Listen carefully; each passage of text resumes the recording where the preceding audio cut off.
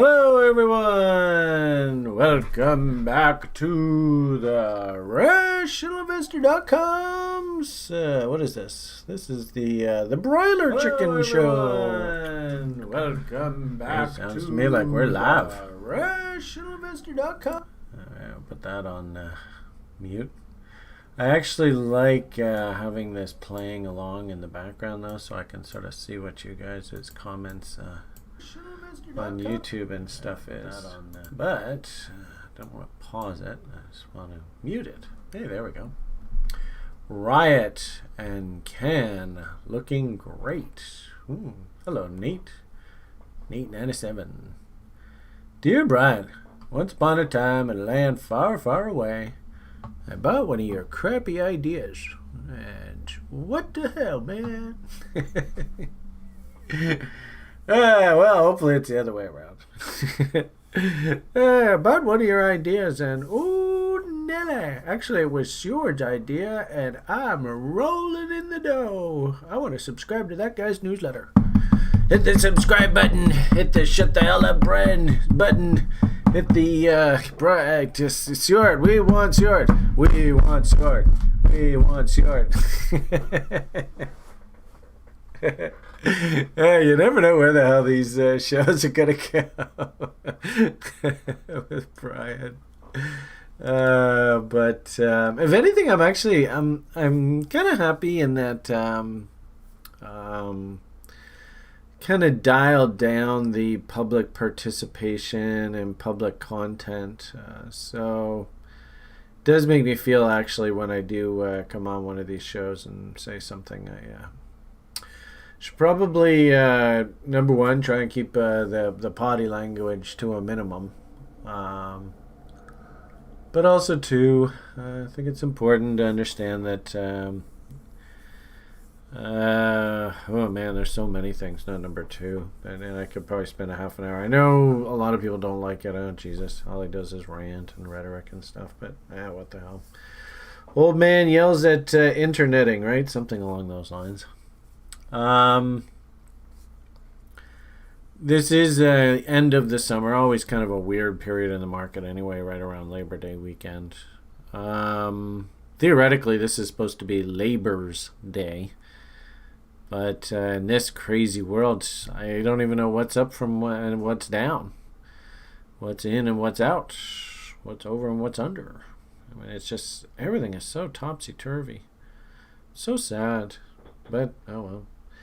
It is our reality right at the moment. I wouldn't be surprised if there actually turns out to be like this this subculture of people that kind of like get sucked into the sort of, what I'm really afraid of here is and you know, love you people immensely, but we all just going to bury our faces in our cell phones and play little online video games and get paid to keep your face buried in that cell phone, constantly hitting the up button, down button, left button, right button, jump, shoot, whatever it is you do to collect your coins and then cash them in for whatever's, and you know, make a living doing that. That's scary. What a scary future that is. Oh boy. You know, I put out a tweet about Dr. Pippa Malmgren. Had an interview on one of these financial channels recently, and frankly speaking, she scared the shit out of me with regard to the direction this crypto stuff is going. It does bother me, I'll tell you that much. Came into this and sort of said tongue-in-cheek that by the end of this, we are all going to have our own individual cryptocurrencies. It will be a ledger of your life. And I wouldn't, you know, I might suggest that you refrain from pulling on those puppies' tails, even when you're 2, 3, 4 years old, because somebody will keep a record of that. And it will be held against you.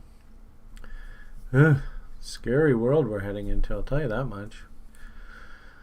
I suppose from sort of a old timer's perspective, one thing I will say is, um, if you make your decisions in life based on emotional responses, it doesn't often work out to your advantage. And unfortunately, I think the sort of demise of the Soviet Union and really sort of that whole sort of socialist dream, if you will, it started with the collapse of the Soviet Union. But in essence, we're still sort of feeling the ripple effects of basically that dream failing. That means that the capitalists have total and utter control. In fact, there's one person on the website who's trying to send me videos and information about how certain, even there are some pools of money, if you will, that have gotten so large because they run profitable businesses and they just keep reinvesting. And then, of course, it helps to have like the government backstop your business, i.e., things like BlackRock and Vanguard and stuff. But anyway, they're so big that they're conjectured that they're even in the business of doing things like mass hypnosis and mind control, the whole thing. I mean, I don't necessarily buy into that nonsense, but what I will say is, if you leave yourself open to making emotional decisions, you're going to get played like a goddamn fiddle in this world. I mean, it's just, that's reality. But, the weird thing is I think that a lot of sort of people that were relatively uneducated got played like a fiddle through that whole Dogecoin run-up.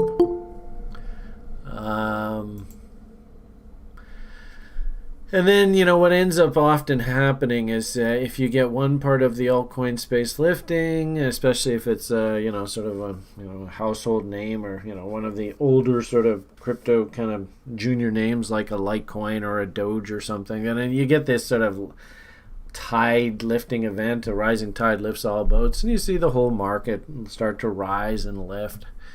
And then, what you saw there over the past, I'd say 4 or 5 months was the unwinding of that to a certain degree. I don't actually think that the game is over by a long shot here. And what I'm really worried about now is we're really setting the stage for something really nasty to happen to the United States of America. The problem now is if who down running the show down there sits there and just picks these Taliban and ISIS people off one by one with his missiles, that's setting the stage for some nasty suicide dickhead to go and do something just horrific.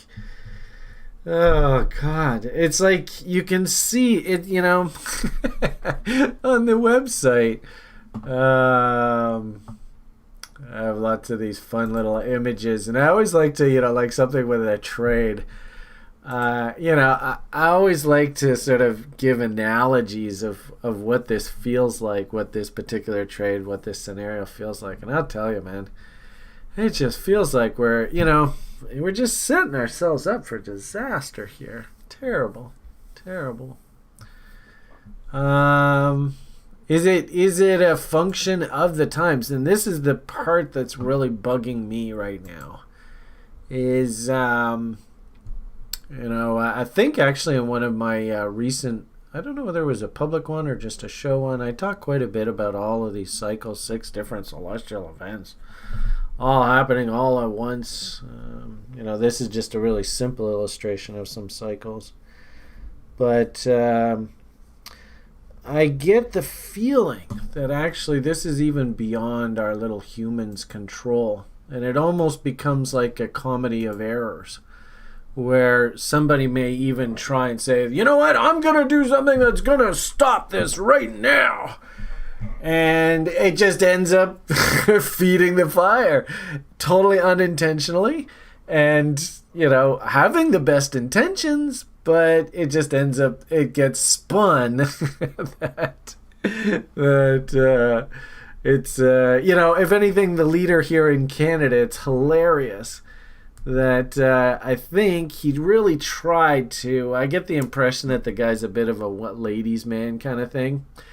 And he really tried to play this recession up to buy votes with the female voters and really warm up to them. And he called things like, he said, well, this isn't a recession. This is a she-session because it's hurting our female citizens the worst. And of course, everybody's like, what? So now it's funny. Somebody sort of put the words together, and he's now being called a Hebasal. And, I'm sure the guy has probably the best intentions all around, but it's politics, and oh man, do people ever get heated over this stuff? And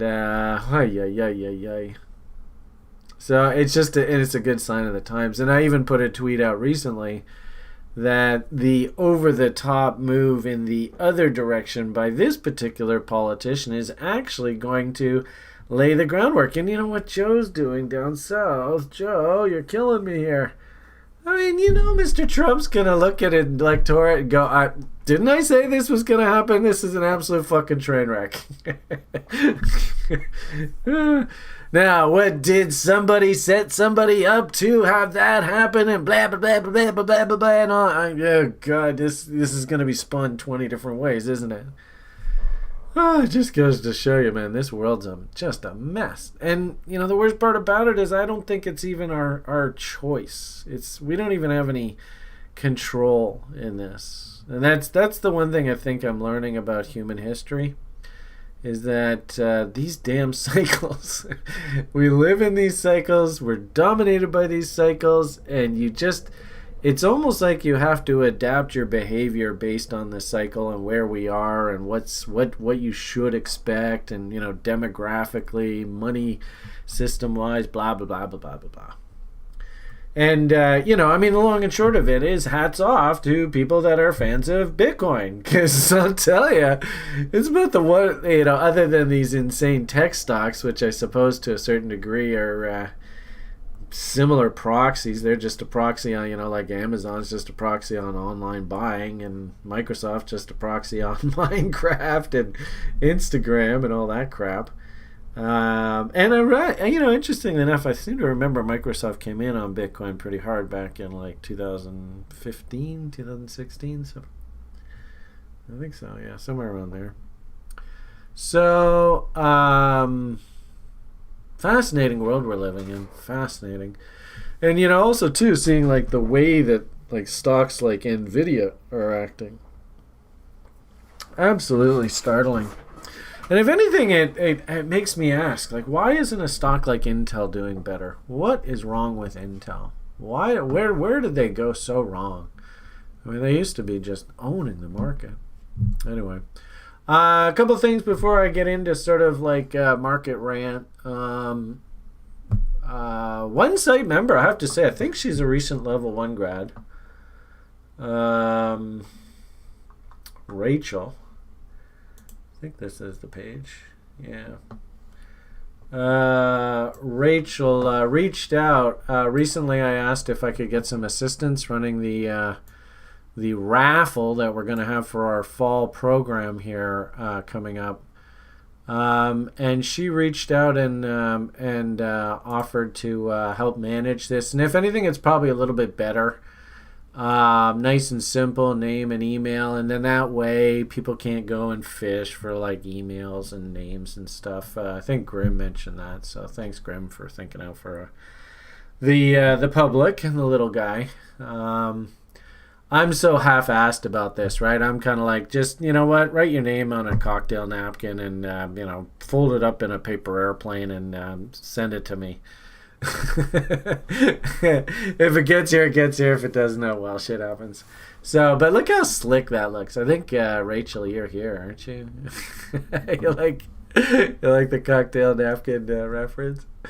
So, hats off. And, frankly speaking, geez, I keep getting these messages. I got a message from somebody on the site today saying they just think the world of me. They just finished the level 1 course. They can feel that they've already completely changed the way they're looking at the world. And looking at investing and managing themselves. And, I was even sitting here thinking about this, that we don't even really tell you what to buy and sell here at TRI. I mean, we really couldn't even give a rat's ass, to be perfectly honest with you. I know it sounds terrible, but it's true. What we're really trying to do here is we're trying to teach you a behavioral process. So, there's these 2 documents. And Josh, if you want to sort of market, I think Josh, you're here, right? Josh is also another sort of semi-new person to our sort of TRI management team. The social media quarterback. I thought I saw him here. Let's see. Is he here? Maybe he isn't. Might be on the YouTube page. No, he's not here. Well, anyway, maybe in the next week or 2. But, this is basically what we do is we take you from a complete newborn where you really got no business risking money in the marketplace. It's actually pretty dangerous. What do they say? A fool and his money are quickly parted, right? And sort of get you to sort of stand on your own 2 feet. I mean, obviously, Rome wasn't built in a day, all that kind of stuff. It's going to take you some time just to figure out how these damn muscles work. To the point where you're sort of stumbling around the market. You're not quite running yet, but at least you understand how the left and the right work, and, you're starting to take your stabs. And then ultimately, what we really want to get you to is this point where, you're out in the garden having fun.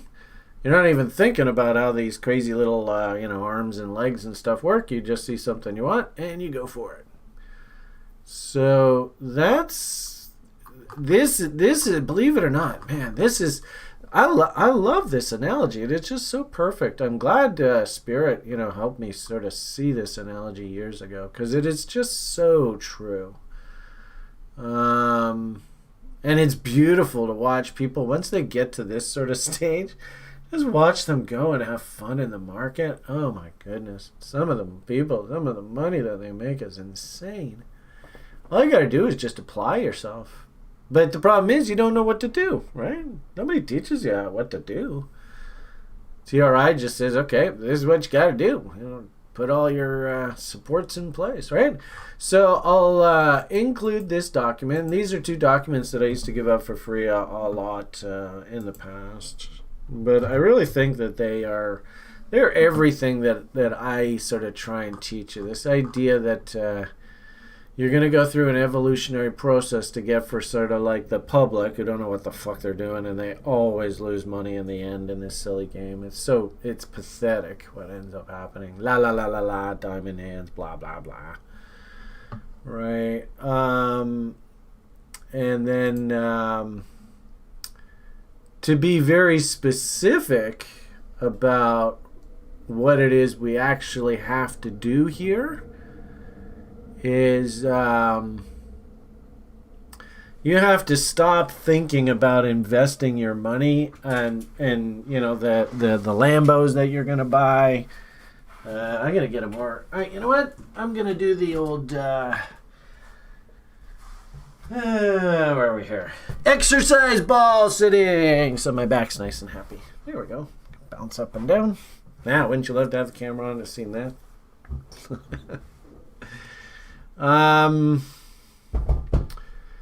Where was I? The people that make really big money from quote unquote trading, quite often if you're buy and hold, the guys that make killer dough in this money, they just happen to get in on quote unquote the ground floor. I might argue that if Sjord could possibly hold on to some of his Luna that I think he bought at like 60 cents or something like that, and 10 years down the road on a split adjusted basis, the damn thing's like $5,000 or something. I think that's a good example of getting in on the ground floor. If you can identify really good fundamental stories, and the good part about crypto is I think that there is a lot of sort of ground floor stuff. 70 cents, actually. So, hey, I even gave him a discount. But in crypto, and I've noticed, with the DeFi evolution here, it's beautiful to watch guys like Colin. Oh God, the ape in. We're gonna hear. I'm actually hearing that reference in other parts of our society now, which is scaring me, because it means somebody's hit a nerve in social media. I got a funny feeling like in the next 4 or 5 years, that expression is going to be everywhere. Calling it is aping in. Oh well. Brian, I'm not a big fan of aping anything. You know that. Everything in moderation, right? I'm your mom, or you're not really your dad. Your dad probably doesn't say that. Probably and I've often thought that because Colin's a new dad. So, and congratulations, sir. He's gonna be like the awesomest dad there ever was. He's gonna be like the perfect dad. Yeah. Okay. So over there on YouTube, Rachel's saying raffle day is the 5th of September. Yeah, that's right. Is it the 5th? I think it's like next week's Broiler Chicken Show that we're gonna do the raffle. Yeah. So that's the 5th. So if anything, Josh, if you're watching this, and David, maybe Josh, if you want to maybe put out some social media tweets like through the week and stuff on Facebook and stuff like that, that would probably be smart, really ramp that participation up. All you guys watching right now are like, no, Josh, shut up. No, don't do anything. Don't do anything.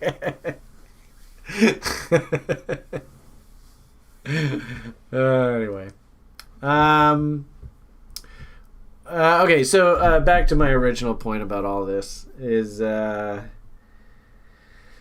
have to understand that you're going to evolve from somebody who doesn't know anything to somebody who knows what the hell they're doing. But of course, there's a process in sort of, muscle memory and getting good at anything, right?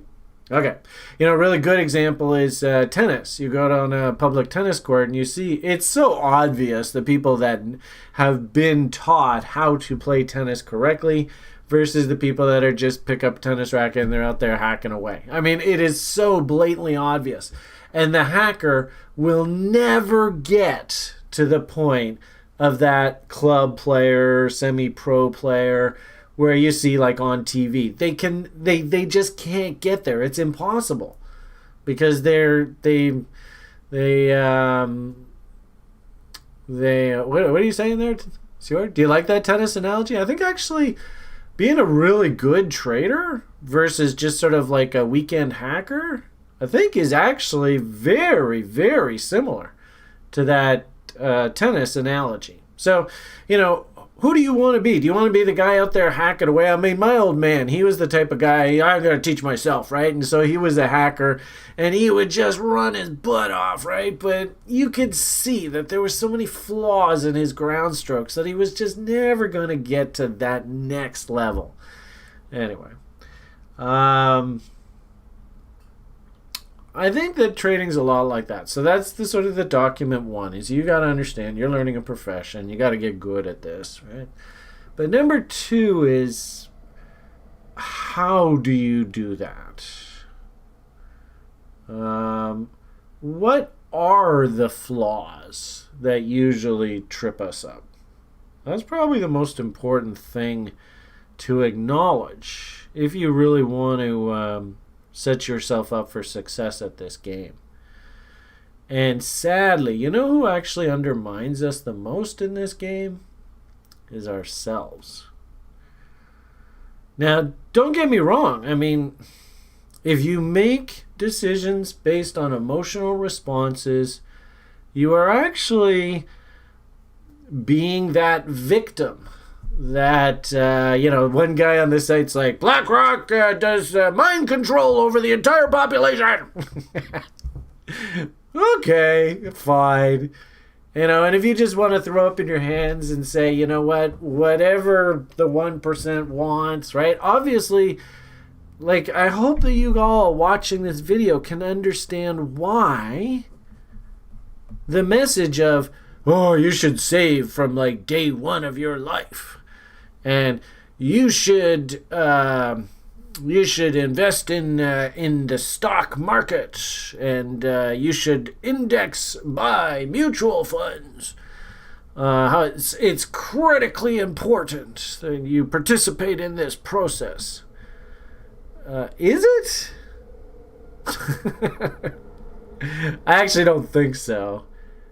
But I think that the narrative obviously helps the banking class and their participation in our economy. Like after the Great Depression, they tried to get rid of the banks and size them down and corral them.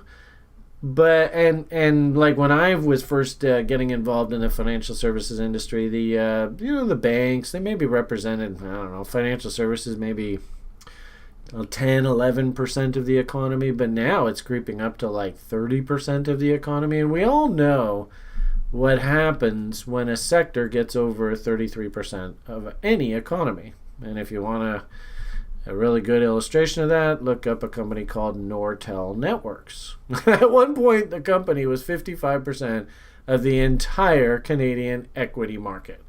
One company. Like, what the fuck? It's so stupid. And my hunch is I think the banks are heading in exactly the same direction. It will tip over and all hell will break loose. But I hope you understand why the narrative of our society is the way that it is.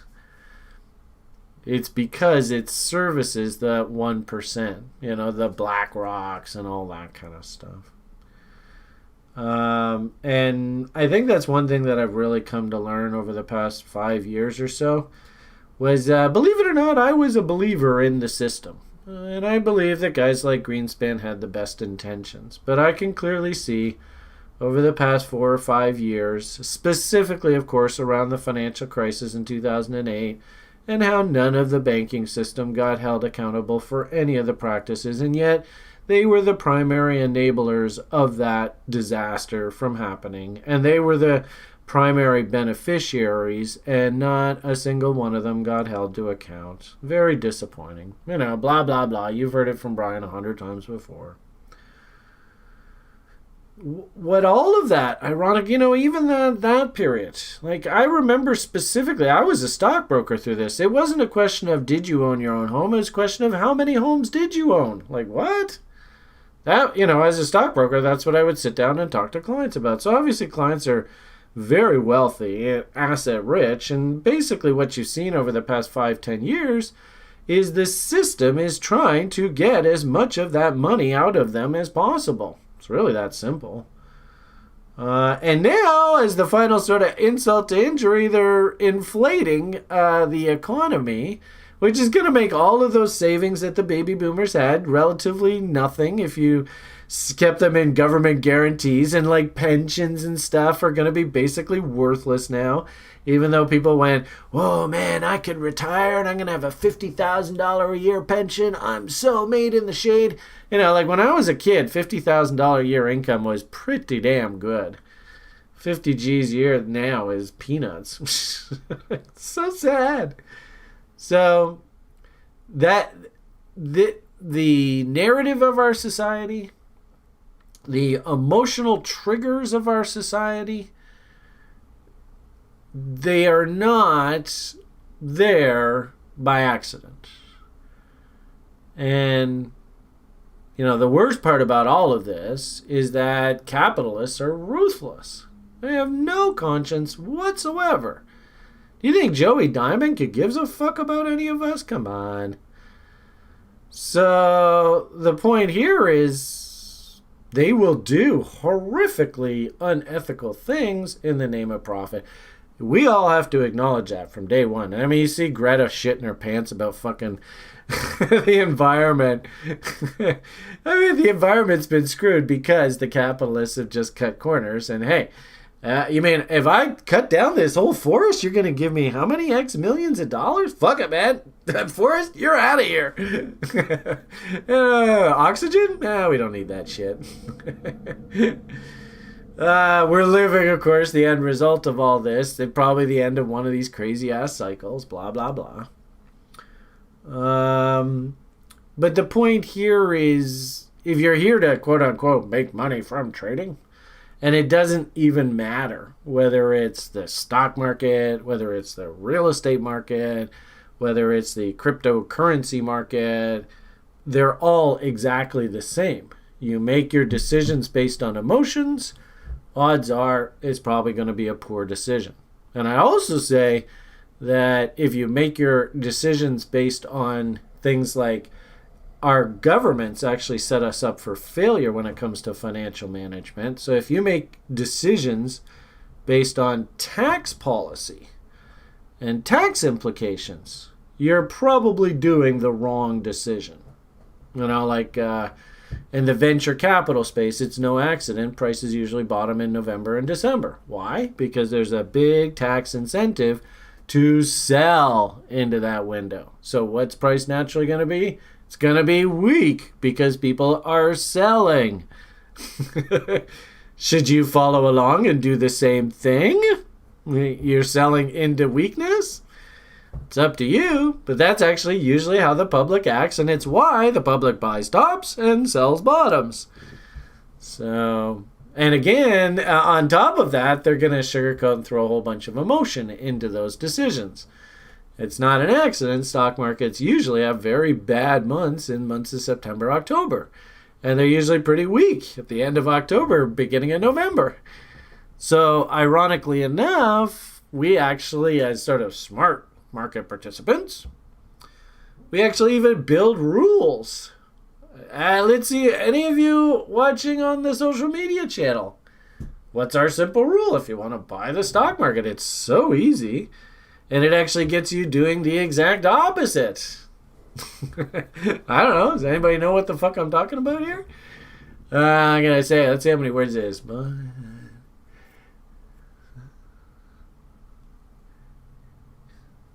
think it's 8 words.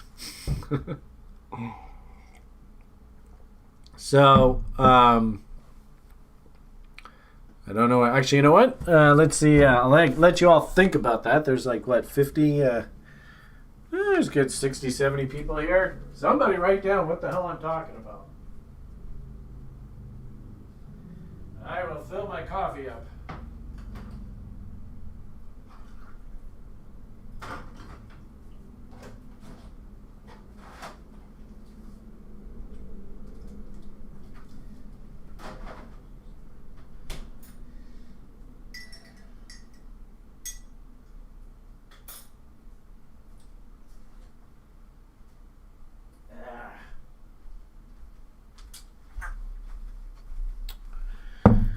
All right. Hey, a couple people actually answered. Hey, Adam. Hey, Adam's got a really, actually, as Stuart, you're here. I've had about 3 or 4 different people all reach out saying that they have different ways that we could TRI tokenize the site and create. Oh, did Stuart bail? Is he still here or is he gone? Ah, fudge. Oh, well, I guess he was here earlier. So thank you, all the people. Buy when they cry, sell when they. Yep, that's a good expression too, DMAC. So the point there is, usually the public is very emotional when they act, and actually your second line there, buy when they're crying, selling when they're yelling, is basically feeding right into that emotional state, doing the exact opposite. That's all about, we have to, remove the beast, because the beast is your emotions, and force yourself, and there's a number of ways to force yourself, but force yourself to act when emotionally you actually are not interested. And so it's kind of sad, but man, it's so, so true. See, I wrote this a few years ago. So these 2 articles, I think, are are really the basis of everything that we do. Hey, nice one, Andre. Yes, you remember the crude oil salesman's pitch. And actually, that's unleaded gasoline, isn't it? So, I've put, I think, both of those links in the YouTube. Yeah, both of those links in the YouTube video chat. I could probably put them in the comments here. I never know how to do it. It looks like the comments thing is turned off. For some reason, I thought I selected that you could do the comments, but no, I don't see them here today. Maybe they come on after or something. I don't know how that works. So anyway, if you are watching this later on, I think you can get those links. If you can, maybe come on the site. The good part about it is we do have a 30-day trial.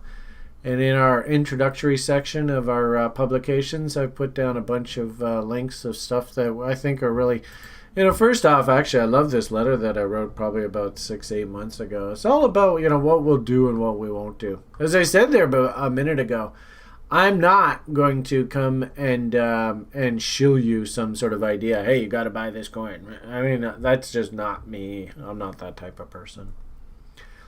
If I like something, I will say I have bought it. Hey, check out this. This is what I bought recently. What do you think? Do you like it?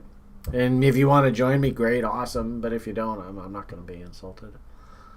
I think that we have an incredibly, probably the most valuable asset that TRI has is the community. In actual effect, I don't know whether it was last week's video or maybe one of the daily briefs, but I even posed the question, and I'd love for you to comment here again. Just keep me honest. Just be honest. I mean, the downvoters, those fools, waste their time. Just be honest in the comments. And, somebody want to say, Brian, well, in all honesty, I think that you're actually failing a bit. But what I'm hearing when I've asked that question from you is, do I come from an honorable place? Am I somebody that you think you could trust what I'm saying is probably in your best interest? Am I ever touting anything that's somehow some sort of conflict of interest, that you got to buy something for me to get paid, or you have to do something that generates sort of remuneration? I hope everybody understands. The answer should be an absolute unequivocal no. The community itself, if I get to the point, what I used to tell people is if I could get a pocket of educated traders to work with day in, day out, I'm made in the shade. And that's basically what we created at TRI. It's so fucking cool. We've got at least a good, I'd say a good dozen hardcore veterans in our secret options formula group that we meet weekly, and they easily pass around 50, 100 ideas a week. I mean, what a gift. We've got Kiran and Daniele rocking the day trader battle stations room. Somebody had asked recently when that was starting. First off, I want you to be a site veteran to be able to go into that program, because I don't want people going in and going, hey, I'm going to be a prop trader right out of the gate. It's usually a very long process to get to the point that you can actually prop trade. So our insistence is that you finish the TRI education program, the basic education program. If you can get Grimm's blessing that you're good to go, then Kiran's blessing that you're good to go, and then Zach's blessing that you're good to go, then I think you're ready to enter their formal training program. And I'd be proud to work with you, because I know you'd be good to go. But they haven't finished the offering just yet. I want it as soon as you do, because I love the idea of their market structure program. It works. It is time tested. It's a different approach. I don't trade that way, And if anything, I like the fact that they do.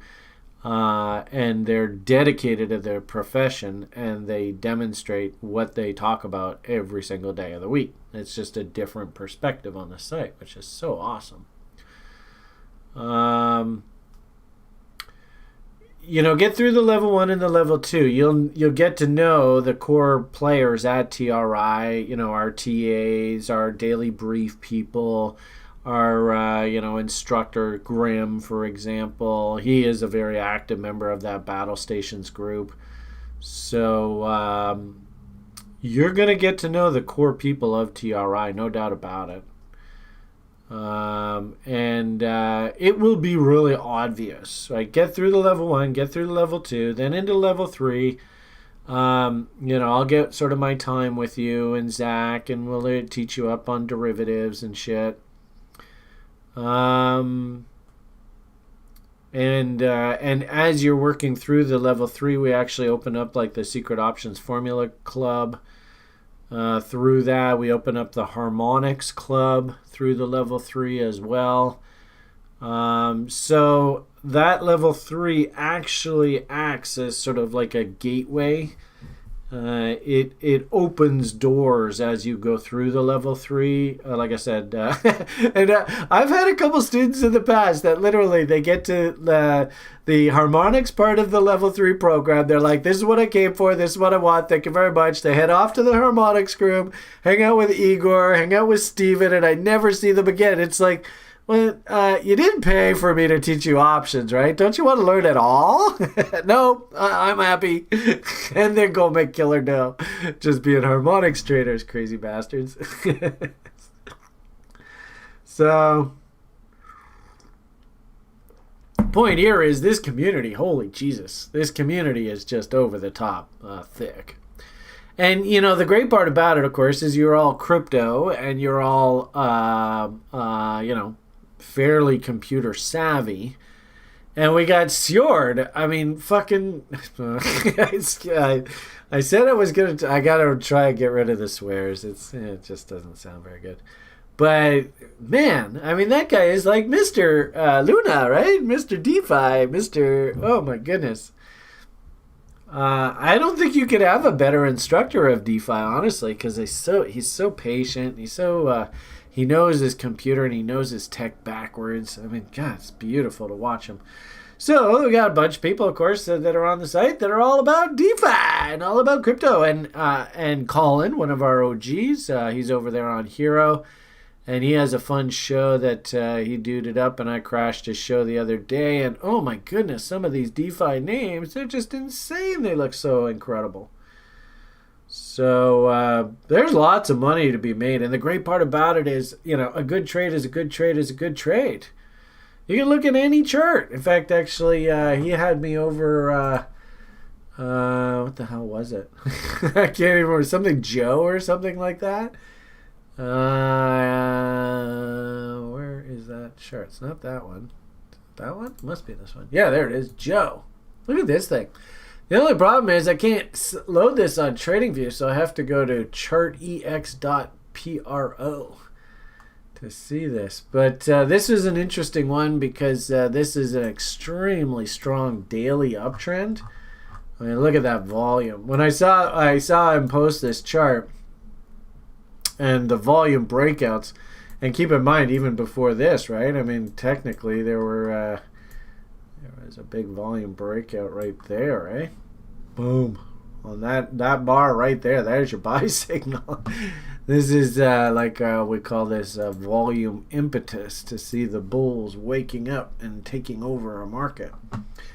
And the bearish volume here is shaded out so you can't see it. What we want to do is concentrate on the bulls if you're a buyer. And sure enough, boom! Wow, that jumped. Yeah, see. I guess maybe I have to put this in a pane below. Actually, why don't we do that?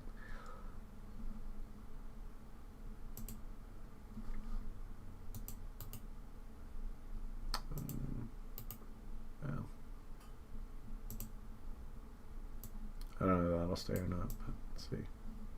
Oh yeah, there we go. So you can see a volume breakout, and woohoo, off she goes.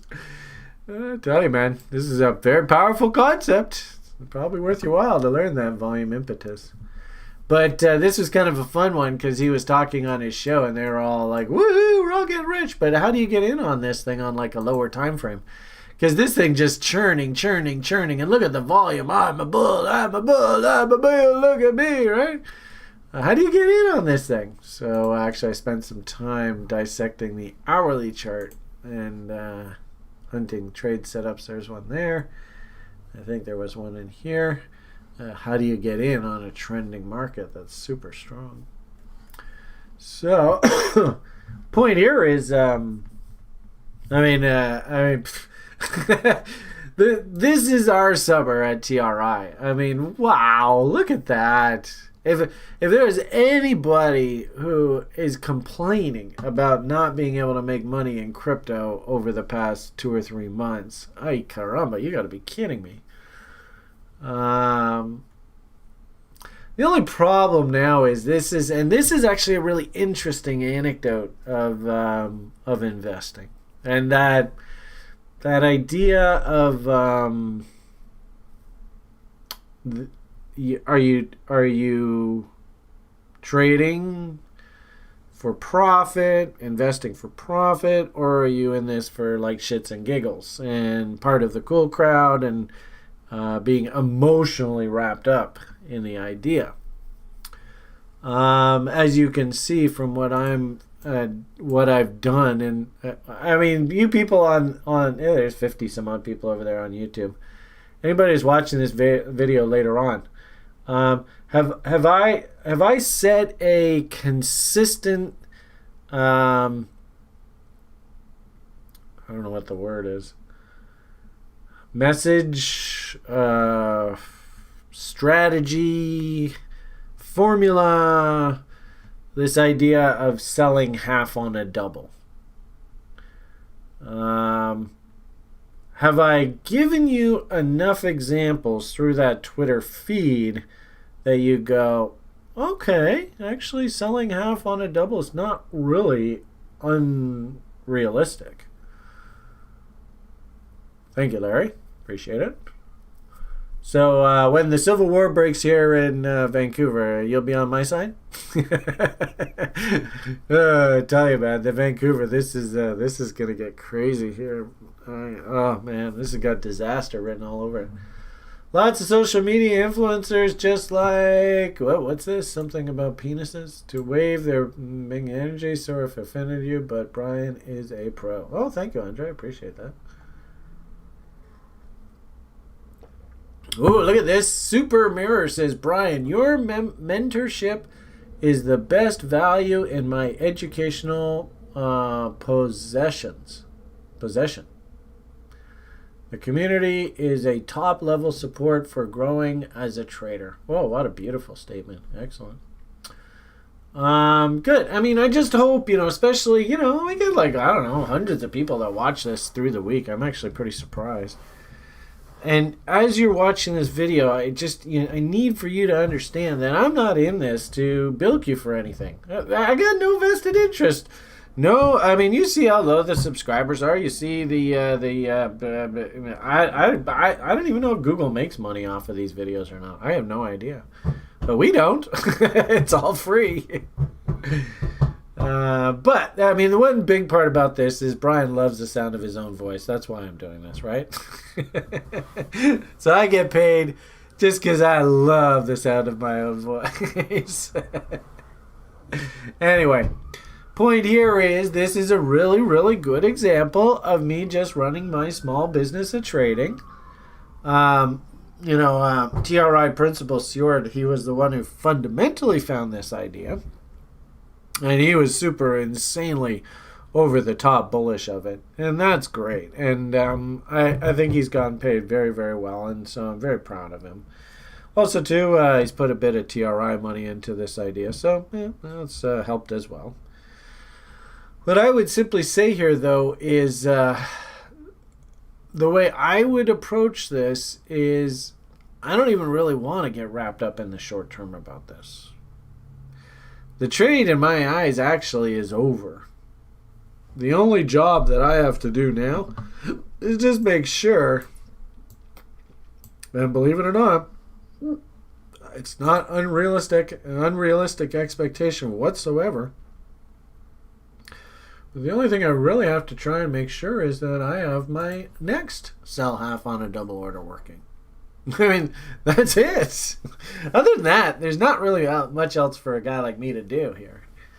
And this is kind of the same thing as what happened with the Doge there back in the spring, right? You can make the same argument that if you're going to come in and, circle jerk, I wouldn't be surprised if we start getting, social media fanboys and, there was one guy from Africa that was running some Doge YouTube channel, and every third word was la la la la la, and it was like la la la la la. Well, we're all gonna get rich. La la la la la. Freaky. I mean, just freaky. Talk about mind control and mind psychology crap. Like, that's serious stuff. And oh, by the way, that is one of the methodologies, is you inject sort of funny little euphemisms to distract people from reality and rational thinking. Is, you actually inject like music and stuff into your conversation. So for a guy like me, I mean, unless we get this serious pullback into support here, there's not really much else for me to do. I mean, I'm just gonna, I'll sell another half on a double, I suppose, when it gets up top, but that's about it, Congratulations to all those people who were able to get in. And really, your job right now is just to enjoy the ride. I would make the exact same argument on Luna as Doge was sort of back here. I would not be surprised if Luna actually does something like this, where, this is like 43, and we actually zip up and almost reach another double up top here. And notice that here we are now. If you came in through here, you were like, for a little while, you're like, oh my God, I'm so smart. Then back to, oh, well, it wasn't a terrible idea. I'm not losing any money. To, no. Oh, yeah, no. See, look at, I'm still smart. And then on the break, the actual M comes in. Oh, you're now frozen into that position. And you're just sitting there twiddling your thumbs right now.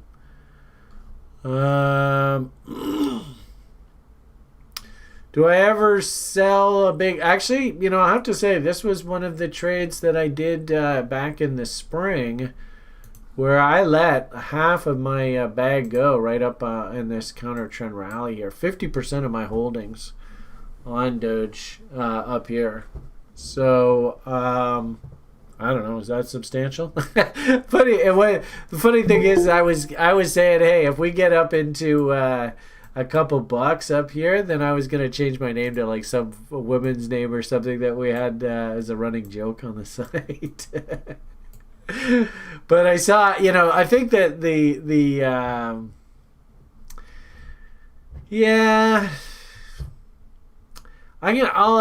it's a good question, Andre. All I'm gonna say is it depends. It depends on what type of setup it is. For example, Andre asked, do you ever sell like everything? And like I said, the answer, unfortunately, is it depends. Because, for example, I bought this Airline stock back last year. Maybe it was in the spring. And it was a beautiful bought setup. Do I still have it written up here? Oh, that's too bad. Here are the levels. But anyway, there it is. Yeah, perfect. So this was a bot setup. I mean, technically, I came in at 17. I could have tried to basically sell half on a double and forget about the rest. But I was just like, fuck it. And I just blew the whole damn thing out at the target. And sure enough, I guess hindsight's being 20/20. That was right. So I did that on a silver name as well. Yeah, this trade here. I mean, ironically enough, that was basically a double, but I was like, fuck it. Sell the whole damn thing. Just take your profits and run. So I'm not really going to say yes, I do that, or no, I don't. I'm just going to say it depends. It really all depends on what the trading plan is, where the money is working, what's the asset, what my mood is. More importantly, though, I don't want to break the trading plan. And if it's a little old lady account, and that's where I've been, that was my mind. Obviously, little old ladies don't trade bots. So if it's like specifically a little old lady nanny nibble kind of purchase, then I'll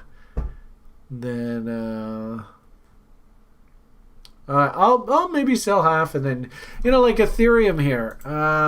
Right now I'm just like within a whisker of that double level on Ethereum. Do I just blow the whole damn thing out here on the double? I bought the actually that's probably no, that's not very good to use. Here, let's go ETH boosh. So I bought Mountain. Remember I'd said if we trade to Mountain Man levels, oh my goodness, this could be historic. What did I say? I like a once in a lifetime buying opportunity.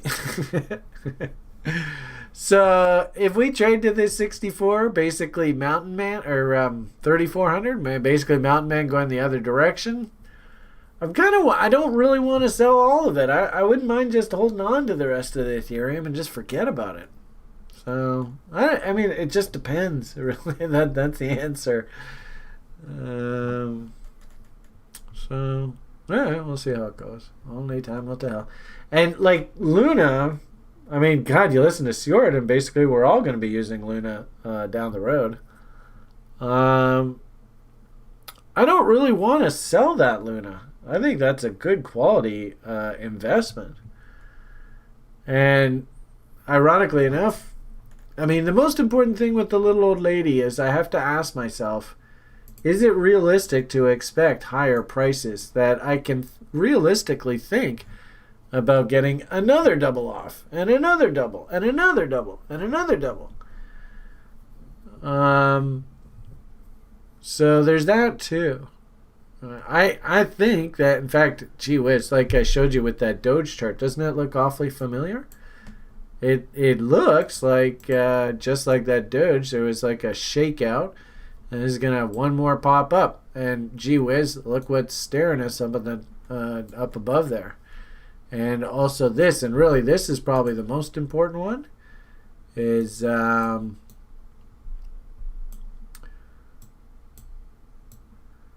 I've noticed, like, hopefully you can see, this is a really big W, right? So if we just go like down, up, down, breakout. So that's structure. And, this was basically that whole FUD event, right? With the hack and what's going to happen and, like, all the stress. So there is a ton of energy all coiled up in here. So the breakout through the top of this range, I think this is a no-brainer that we're going up to $55. No-brainer.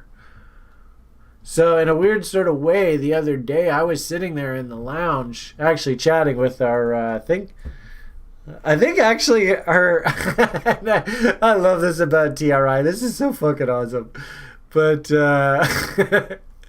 this particular member, let's see, where is she? There she is. And I don't even know if it's a she, but this particular member is named Little Old Lady. So, I was chatting with people like this, and they're like, well, and I was saying, what is it that I do? And, ironically enough, this is just coming right full circle back to this, is I don't try to outthink this stuff. I'm not really that smart of a guy. I mean, if you stand me right beside Fjord, Fjord's fucking, he can run circles around me in the smarts department. What I know is I've been at this stupid game for 30 years. You keep touching the stove. Ow! Oh, that hurts. Okay, try not to do that again. Oh, ow, that hurts. Okay, try not to do that again. Oh, ow, that hurts. Oh, try not to do that again. Okay, am I going to ever fucking learn? Oh, ow, that hurts. Oh, try not to do that again. I mean, that's what this is all about. I'm trying to save you a lot of heartache.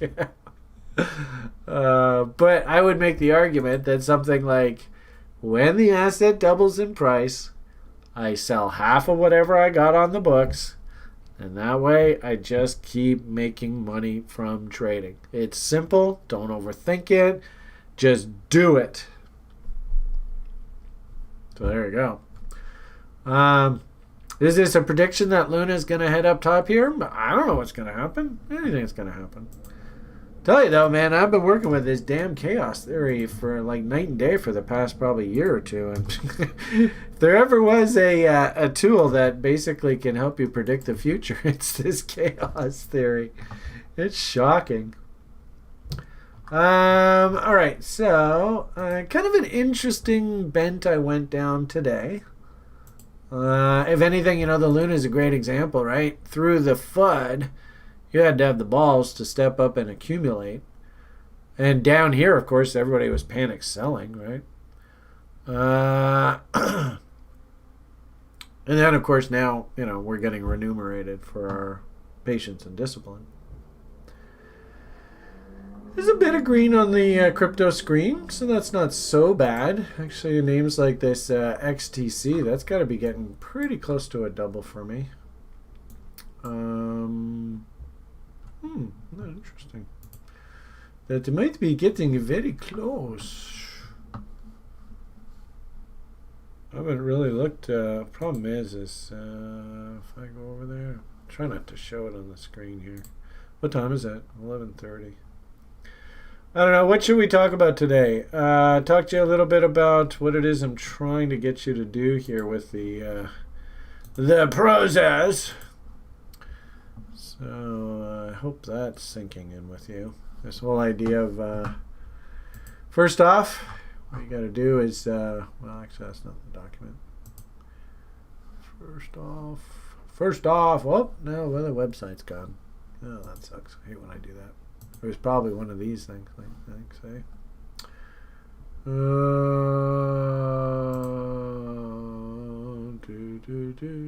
there we go. So first off, as far as I'm concerned, I used to sort of be a little bit more polite about it in days and years gone by, but over the past 5-10 years working with you guys in crypto, and I love you dearly, and running this school. First off, I really see the difference. I mean, just stunning difference in behavior of the public versus. I'm trying to load up this Trek site. Hold on a second. Let's see if I got a fill here. That'd be kind of cool if I did. So, understanding that you're all basically noobs, you don't really know what you're doing. I feel pretty confident in this document. And, if you really want to get serious about this thing called trading and making money from trading and running a business, trading, blah, blah, blah, blah, blah, you got to understand patience and discipline. And you got to learn it. And it does sometimes mean you got to take some time. Let's see, what do we got here? So, 66. It must be up at like 13, 14. I already got a double off on this thing. My next double's up at 0.02. All right, well, it's going to be a while on that one. Okay, so, maybe you're here. Maybe you're a little bit further along. Want to get you to here. And that's just sort of, just tag on setups as I come in. Kind of like this, right? Look at that double. In fact, I even put a tweet out the other day going, holy Jesus, look at that. I mean, that's basically, where's that Rachel? Are you here, Rachel? I think Rachel's here. Colleen, you should see that. Same thing. Oh, Rachel was here earlier. Oh, there she is. I mean, both of you should look at that and go, yeah, well, it's pretty obvious where the buy signal was. I mean, that's just two reasons. What do you think the odds are we get any sort of sign of divergence here? Off she goes. So, if the setups come in, I gotta take setups. It's just the way I live my life. And I actually do see some coming in here, believe it or not. Look at that. I mean, W's are W's are W's. When this thing's emming out, like hopefully you can see up here, right? When this thing looks like this or looks like this, maybe cool your jets. But when it starts looking like this, holy for holy, it's down, up, down, breakout. Hello. What letter of the alphabet is that? Look at what happened the last time it did it. Boom! So, just put your opinions away. Don't listen to the media, because remember, the media is talking to the public. The media is talking to these people. The media is talking to these people. They don't know what they're doing. Maybe they're sitting on $100,000, $200,000. Hey, look at me. I'm a player. Look at all the money I got. They haven't got a fucking clue what to do in the marketplace. And Mr. BlackRock and Mr. Vanguard and all those people, they're going to figure out how the hell do they get these people to act. Got to get them to panic buy. Got to get them to panic sell. How do you do that? Oh, interesting. Oh, when did that happen? That's a while ago. Here's an interesting trade I just saw on the sheets. I think it's down here. I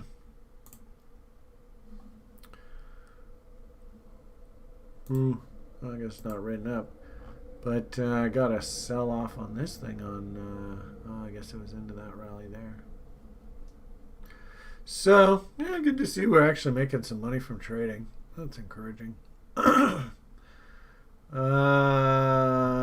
Stuart said that the screeners are up and running, but still needs to polish a little bit on the breadth. So, still waiting on that. But actually, this tube looked kind of interesting. I don't know whether for some reason I thought Justin Sun came along and bought this thing, but I guess not. But there is a W working down there. I think a lot of these pieces of shit kind of names, maybe not Tube isn't in there, but I think a lot of them kind of went phew when they weren't on the Trex hit list recently. Interesting to see DeFi perp a little bit softer here. If anything, I kind of actually like that kind of thinking here. It's not a terrible thought, but if anything, this is a little dangerous about making assumptions until this thing actually goes and M's out. This thing is still pointing higher, so it hasn't M'd out yet. A little bit dangerous to make an assumption that it is going to M out here, but we'll see how that goes. Pieces of crap. Doing absolutely nothing. Oh, that's kind of perked up a little bit. Nice looking chart, though. This is also a great analogy of pieces of crap, right? Because you sort of forget about them. You don't even think about it. You just got to make damn sure. Do I have my open orders working? Do I have my open orders working? Because these silly things can pop just out of nowhere. And it's just like, oh, man, what the hell?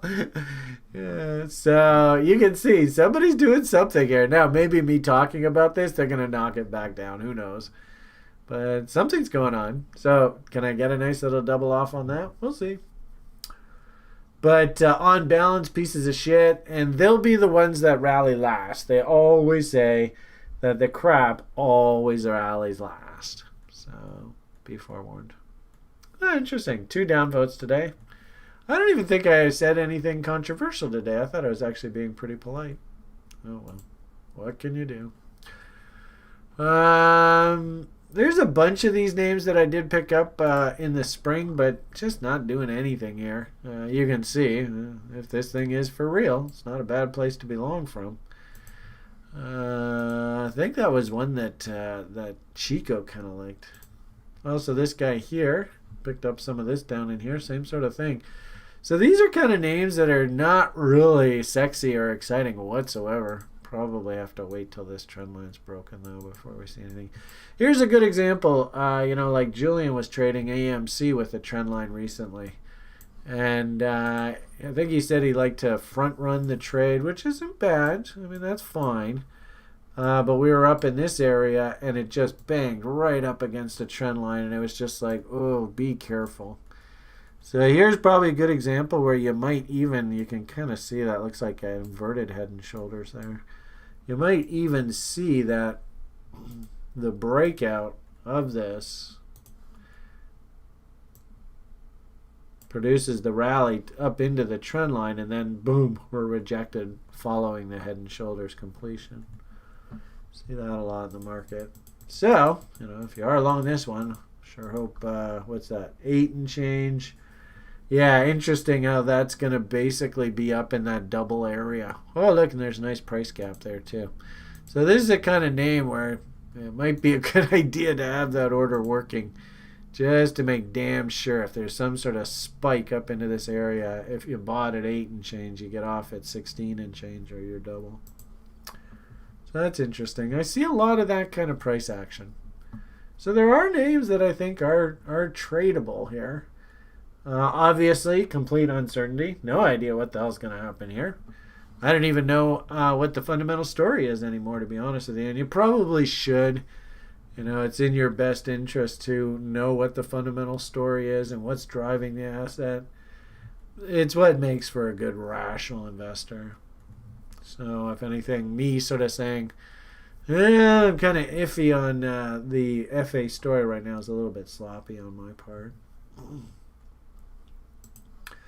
When we look at something like the corn, I do find it fascinating that I drew this study now, about a month or so ago.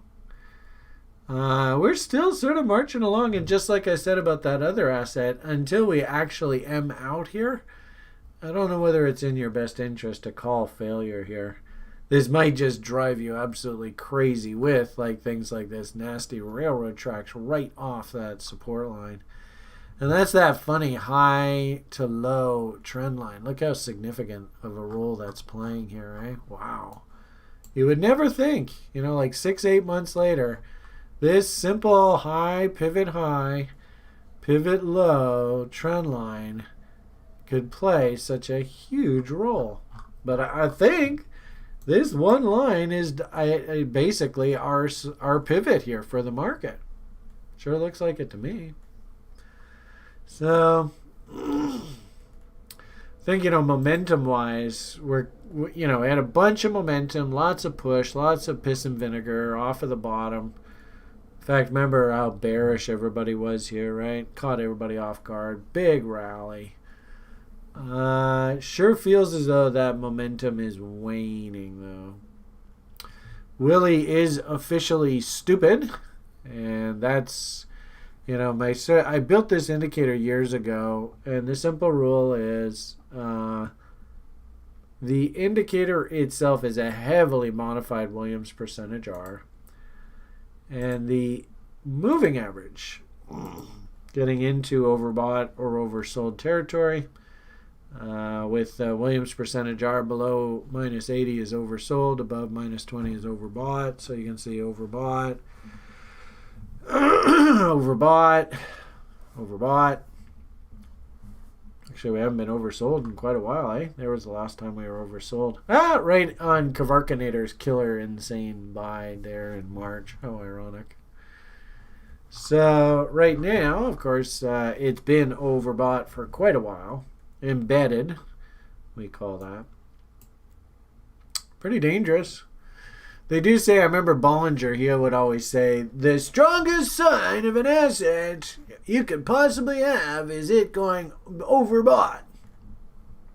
The only problem, though, is that this is a modified Williams percentage R that's actually designed to show me overbought and oversold conditions where I just do not want to be a buyer.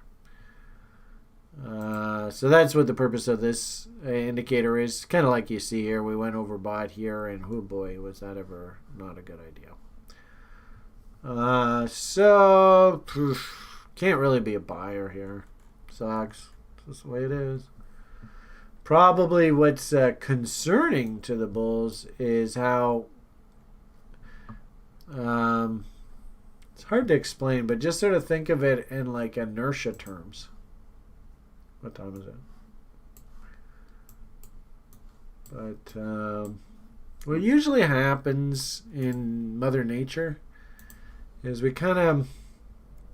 get like a initial burst of enthusiasm. Woohoo! All right, Mike, I'll look at that. What the hell is this Bitcoin chat? A tornado come in? Okay. Worse, sorry for me English. Brian, likes, dislikes is a channel activity, and they both helping to promote videos some way. Worth is when people watch and do nothing. Oh, that's interesting, Mike. Didn't know that. Your like-dislike ration is way better than any White House YouTube video. Okay, back to our story here. So, if you sort of think about anything in life, right? All the ladies in the audience, when you were first proposed to, if you have been, you were probably pretty damn excited. But then as you get closer and closer and closer to the wedding date, it's sort of the euphoria of you're getting married and, marrying the man of your dreams. After a while, you might go, no, is this guy really the man of my dreams? Do I really want to be doing this? Anyway, it's probably a stupid analogy, but, that's the sort of the same sort of thing that any story. After a while, it sort of loses its enthusiasm. So what ends up happening is, interestingly enough, momentum actually acts as kind of like ripples on the pond, where there is like a geometric progression in sort of enthusiasm. And, if you sort of look at it like from a price perspective, it kind of looks like that. The only problem, of course, is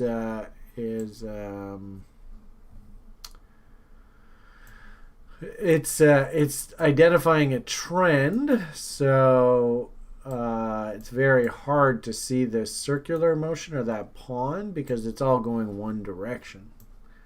And if you sort of think about it, this isn't really the best example. Whoops, no, I totally screwed it up. What the hell did I just do there? There we go. But hopefully what you can see, if I can get the chart to cooperate, I guess that's the closest I can get, something like that. Maybe we'll even go like different colors. So like maybe orange and green and then teal and dark blue and maybe purple. Right? So what ends up happening is you get sort of less and less enthusiasm and less enthusiasm and less enthusiasm and less enthusiasm and less enthusiasm. So something like a relative strength index is just going to, it's like a 14-day period. So maybe this is like 14 days where it started out totally at the bottom. Maybe I'll make that white, right? And after 14 days, it's right at the top. Well, this is actually a little bit shorter now. Right? Maybe 14 days is there. So now the top is actually like day 10. And then this is like, same 14 days, right? But now the top comes in day 7. Then it has to take a bit of a pause, right? And then it's smaller and smaller and smaller until what ends up happening, if you think about like moving averages, moving average would be very long periods, super strong. Then it's going to be a little bit slower. Then a little bit slower, a little bit slower, a little bit slower, kind of thing. So they get narrower and narrower and narrower and narrower until finally they actually end up crossing, when the thing actually breaks.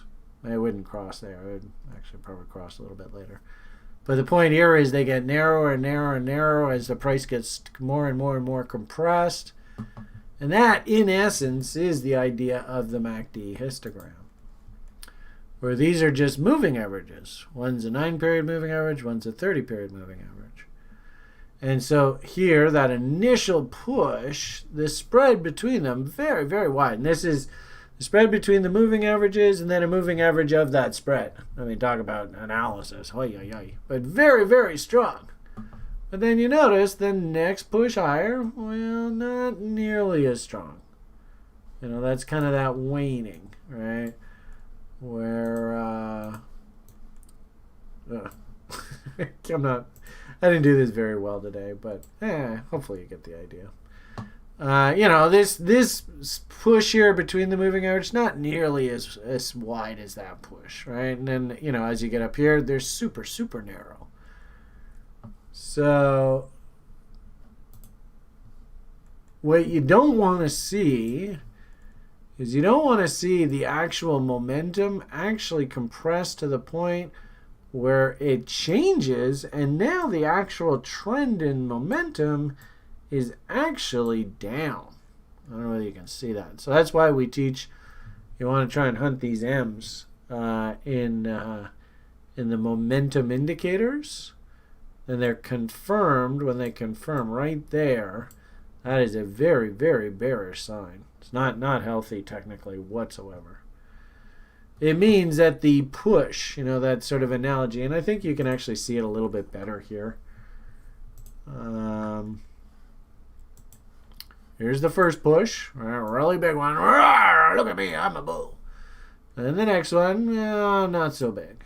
And the next one, ooh, geez, actually getting a little bit weak. Well, I'm still a bull. And then this one here, hell, we couldn't even get back up to new highs. But you can see the relative size. See how big that one is? This one's getting a bit smaller, smaller, smaller, smaller.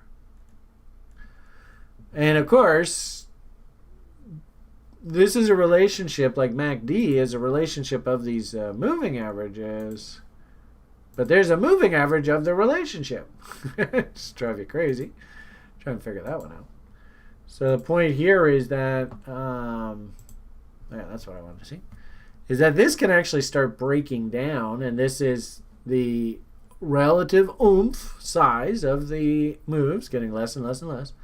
And then if it actually crosses below the zero line, it means that this spread has now actually gone negative. It's actually crossed the moving average, which again, of course, is even more bearish anecdotal evidence.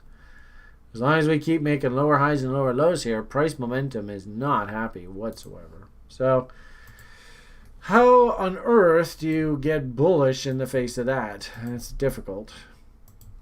Also, too, I'd say that when we have a long-time site member, this is kind of like trying to time your trades. Probably the better place to see this, probably on the weekly chart. And I'm a big fan of the Earth, Venus, Uranus, 90 degree and well, anyway, it's on 90 degree and 120 degree relationships. And actually, you can really see it well on the US dollar. So here was the EVU 120 that set that pivot turn. And then we just had an EVU 120 that I think has set a pivot top turn. And our next EVU doesn't come until December. Oh, Jesus. I don't know what this period's going to look like. But they say historically September is a horrible month in the markets. And here comes September. By the way, you know, all the historical crashes in the market all love to happen right around middle of October. And then our last and perfect analogy for all of this is, how does the expression go? Buy when it what? Buy when it snows, and usually in North America, first snowfall is somewhere around the middle of November. So put it all together, and what a mess. And, you know, I mean, interestingly enough, I actually think there is a huge correlation between Bitcoin and the US dollar. And I wouldn't even be surprised if U.S. Treasury has a bunch of Bitcoins. And you find out that the U.S. dollar index mysteriously now actually also includes Bitcoin in it as well. Yeah, and how ironic. Exactly, Andre. Talk about seasonality, and the public usually does the wrong thing at the wrong time. And, what is the public doing spending their money on this time of year? Right? And this time of year, of course, this is all like they call it now. I think they even call it the holiday season. So you are actually programmed that you must go and buy relatives and friends of yours frivolous tchotchkes that mean absolutely nothing. But it's a great way for you to not invest when you probably should be buying assets to make money from trading. And there's also a lot of incentivized tax selling to be done here as well. Again, public doing exactly the wrong thing at the wrong time. Now, you want to really fry your brain? What I find really interesting about all of this is I still think that we are following this funny 4-year cycle on the corn. And I actually think that this scenario, that basically is that 13-14 cycle scenario, I think this is totally on the table. And I could see that whatever that sort of crash du jour, whatever the reason is that they come up with for this market to crash, it's just going to do exactly what the last cycle did. And then there's going to be one more just insane face rip up here into the end of the year. Maybe if we're lucky, this spills over into sort of January, February. But that's what I'm thinking. And I do find it interesting that all my sort of thinking about EVUs, all my thinking about sort of stock market charting and stuff, all my thinking about political... I mean, the worst part about it is what really scares me is Mr. Biden is sitting up there just picking these guys off from his drone. What do you think the odds are that, if they start murdering these people, that they're going to get emotionally reactive? And they might say, you just killed my mother and my sister and all my brothers. My whole family's dead. What the hell purpose do I have to be alive? Strap a big whack of TNT to me and I'm going to walk right into downtown, I don't know, New York Stock Exchange, and let's have some fun. So, I'm worried that actually the propensity for an event like that to happen has just gone up like 10-fold, 20-fold. Because these people, they've got like literally people lining up to sacrifice their lives in the name of Allah, which really bothers me. Everybody, I mean, half of the time when I talk you through in these weekly shows, we sit here and go, this is so obvious. Why are they doing this? I mean, it's like the way Trump fucking was acting when he was president. I mean, you could tell that he was pissing people off right, left, and center, and this thing was going to end ugly, and son of a bitch, it ended ugly. It almost ended in a fucking revolution. I'm immensely disappointed in the people that are running our society. Once again, it feels as though we in the public are getting abused, used, and we are getting played. And we're getting played. They're going after our emotional buttons. They're trying to cause us to panic buy and panic sell, line their pockets. And it's just so frustrating because it just keeps happening over, and over. We can't seem to put a stop to it. It's depressing. But, oh well. Point here is, like you may look at this image and go, fucking hey man, I'm long Bitcoin, I'm gonna get rich. Maybe. I'm sure they're gonna try and figure out some way to fuck us over. I mean, it just seems to be the theme of our society now. So don't be surprised if some government body somehow comes out and says, well, it's actually illegal for you to own Bitcoins. or something like you have to register your keys with some sort of central authority. Don't be surprised. It wouldn't surprise me one bloody bit. I'm also, I can't understand if you are vaccinated, then why the over-the-top obsession by people to not get sick. I mean, theoretically, if you're vaccinated, shouldn't you be fine? Something doesn't make sense about all this. I don't get it. What are we not being told? What I'm worried about is, I think what we're not being told is maybe it's a placebo, and they're just hoping that it works. I got a funny feeling that that's the truth, which sucks. But there's not really much any of us can do about it. For whatever it's worth, I am now fully vaxxed. My son lives in the healthcare system. He had to be fully vaxxed right away. So, unfortunately, when you deal with government people, you don't really have much of a choice. Just, try and... what would be my sort of... Try and play from a position of strength. Try not to get sucked into some traps. I have a funny feeling there's a big interest rate trap being laid here. I've heard repeatedly from people that they go to the financial services companies and they say, okay, great, I'd like to take a 30-year loan at these wonderfully low interest rates. And they say, sorry, not going to happen. So why? Well, they don't want the public to take advantage of these wonderfully low interest rates. They will loan you money at a 2-year term, maybe 5, maybe 10 if you're lucky. But in essence, there's no way they're going to let you lock in for that really, really long, low rate. Unless maybe like you're a veteran or you work in the medical services industry or something like that and you have access to those credit lines. If you can go and lock in a 30-year loan here, buy a big fat house at these incredibly insane low interest rates, and as long as you make those payments, you're good to go, and nobody can foreclose. Make sure to read the fine print, just see if these loans are callable. I would strongly suggest that you take advantage of it. It's just I don't think that the institutions are going to allow that. They fully understand.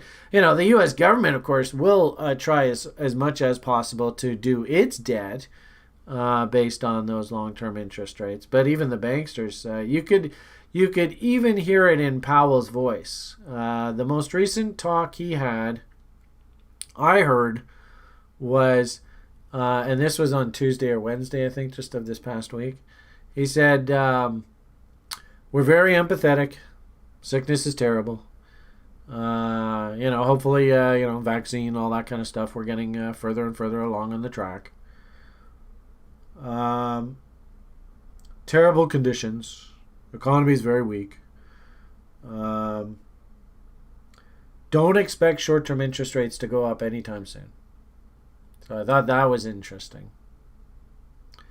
They're not going to raise short-term interest rates, and on the latest, I think it was the daily brief that I did with the community, we walked through the yield curve. It's pretty obvious, I think.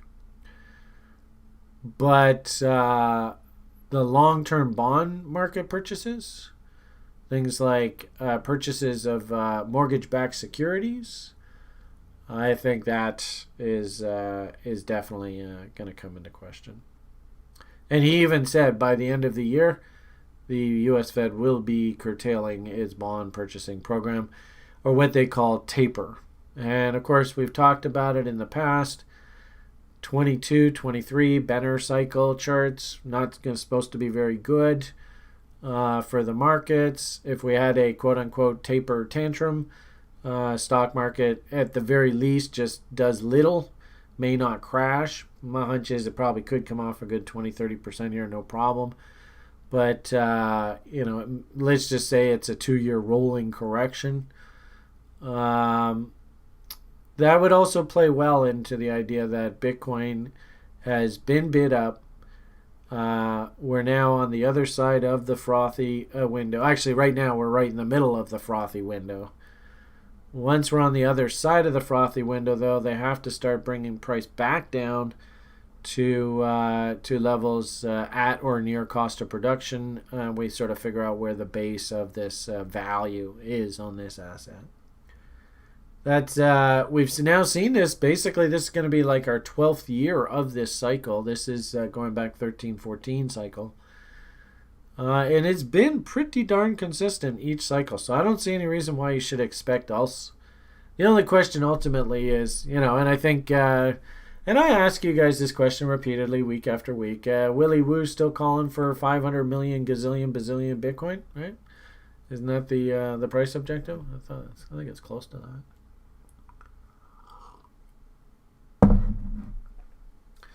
I did see somebody else in public, sort of public conversation, not even really thinking twice about it, saying Bitcoin should be over $100,000 by the end of the year. Well, what I think Glassnode is, and what I think that Willie does, is he's basically what they call a quantitative analyst. There's nothing wrong with that at all. I think that the best thing that you can do in this game of investing is just try to keep an open mind about all the various different schools of analysis. And I hate to say it, guys. Just think about this logically, from just the most simple logical perspective. If you have a whole bunch of people in a room and you ask them, hey, which direction is this asset going? And they all point up. What do you think? What's the odds of that damn asset going up? I'd say actually pretty darn good.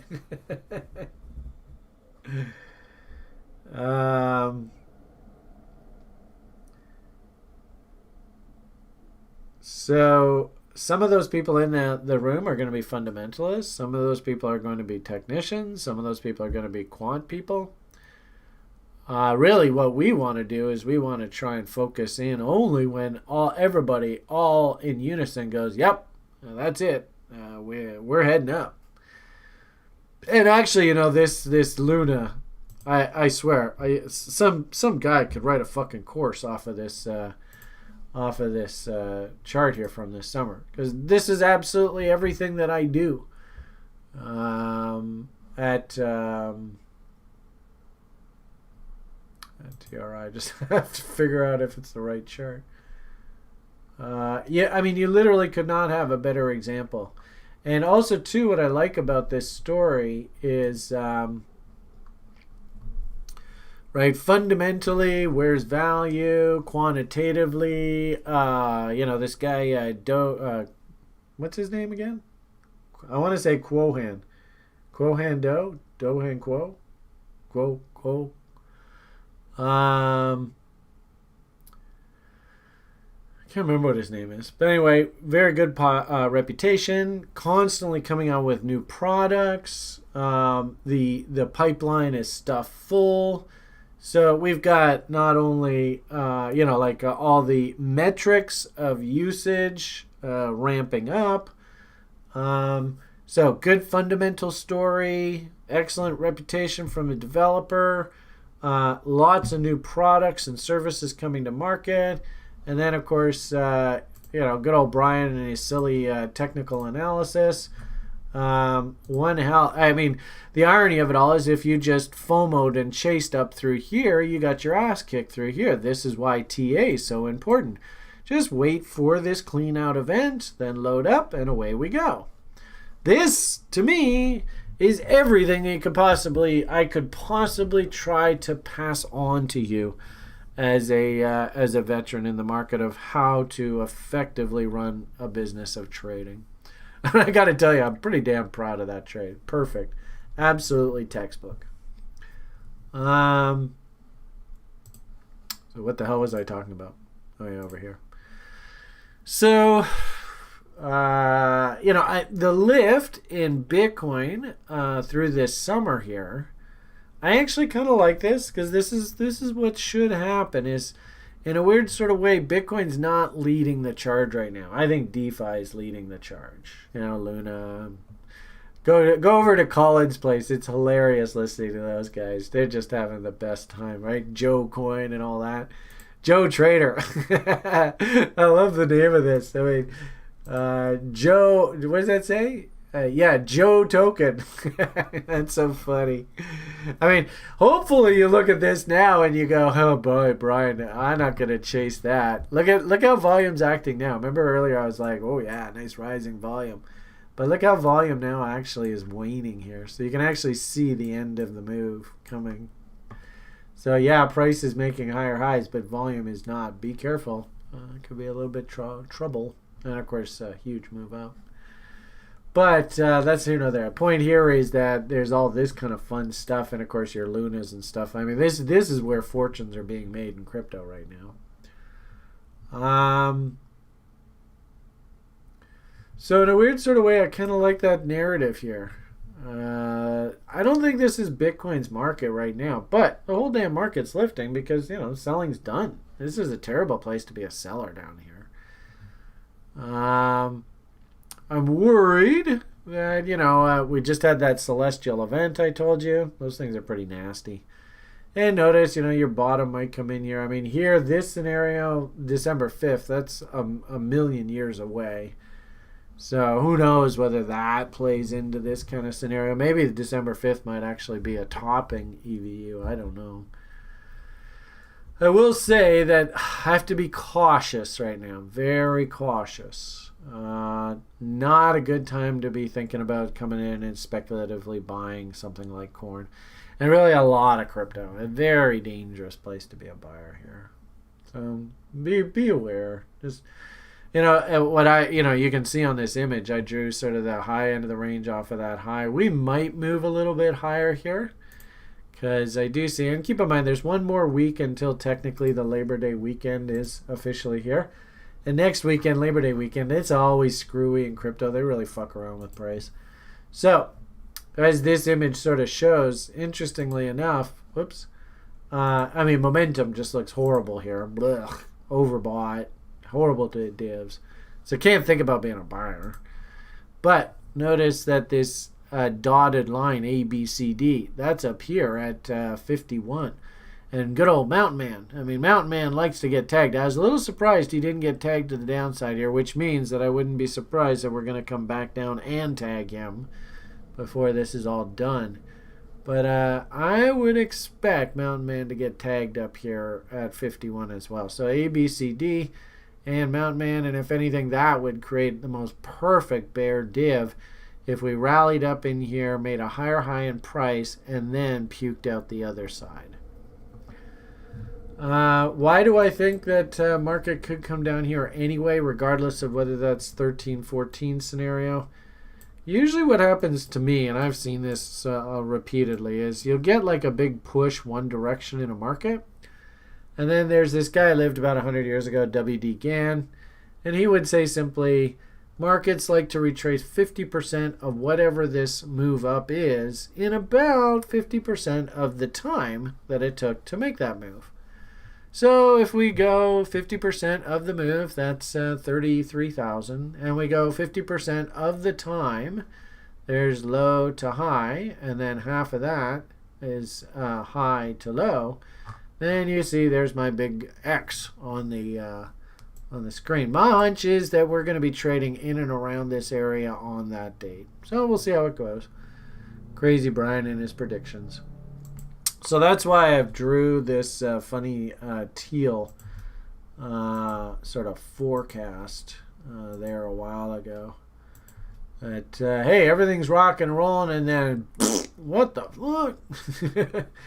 And, of course, September, we always say, be careful after Labor Day weekend. September, historically, is the worst performing month in the market. And then something that really shocked me is I'm a bit surprised that they're being such hard asses about it, but it does make perfect sense if you believe that this whole fucking thing is nothing more than just the big Jupiter-Saturn pivot cross. And all of the empathy and stuff that you heard from bankers and stuff ahead of that event was bullshit. Because now, not only are they saying, well, there's a bit of inflation back in the system, so we can start justifying, tapering bond purchases, which will drive long-term interest rates up. It's going to push this up here, which, of course, is going to absolutely kill the insanely stupid overdevelopment real estate-wise in various parts of the world. Like I heard somebody saying that, hey, what's the difference between living in downtown Bangkok and living in, say, a city in North America? Oh, I don't know. Maybe you can, I won't go into specifics, but I could make a number of reasons why I'd much rather live in a North American city than in Bangkok. I would not consider them the same creatures. I think we're going to find out over the next couple of years that a lot of this international fluff that was all this over-the-top real estate development was justified because of low interest rate environment, and with the Fed actually going to manufacture this bond tapering program. They're going to manufacture the correction in prices and rise in yields. I wouldn't be surprised if a lot of that comes off. And like here in Canada, it's just absolutely stupid, the amount of real estate development here. And the only reason why I can see why they're doing it is because the cost of borrowing money is basically zero. And the banks, of course, want them to go and borrow as much money as possible.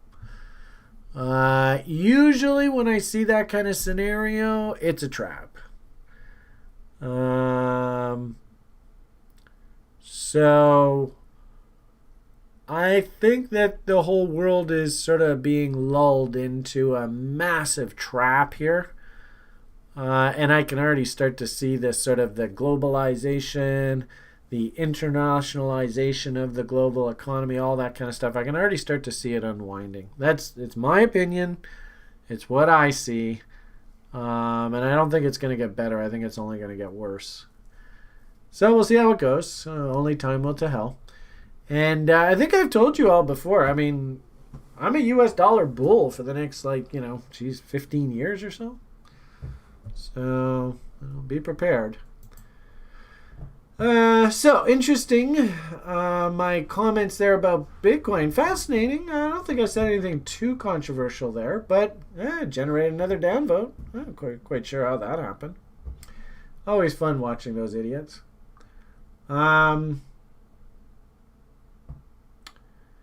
Ethereum. I'm leery about getting too optimistic here. This could be a nice midpoint pivot, and if we go into orgy mode, okay, cool. I wouldn't say the odds, though, are there, because you can see momentum is kind of waning. There's another one. There's our EVU event. Willie stupidly overbought and coming out and emming out here. Oh, boy, that's a bad sign. So, I don't think I could really justify this as a new buy signal.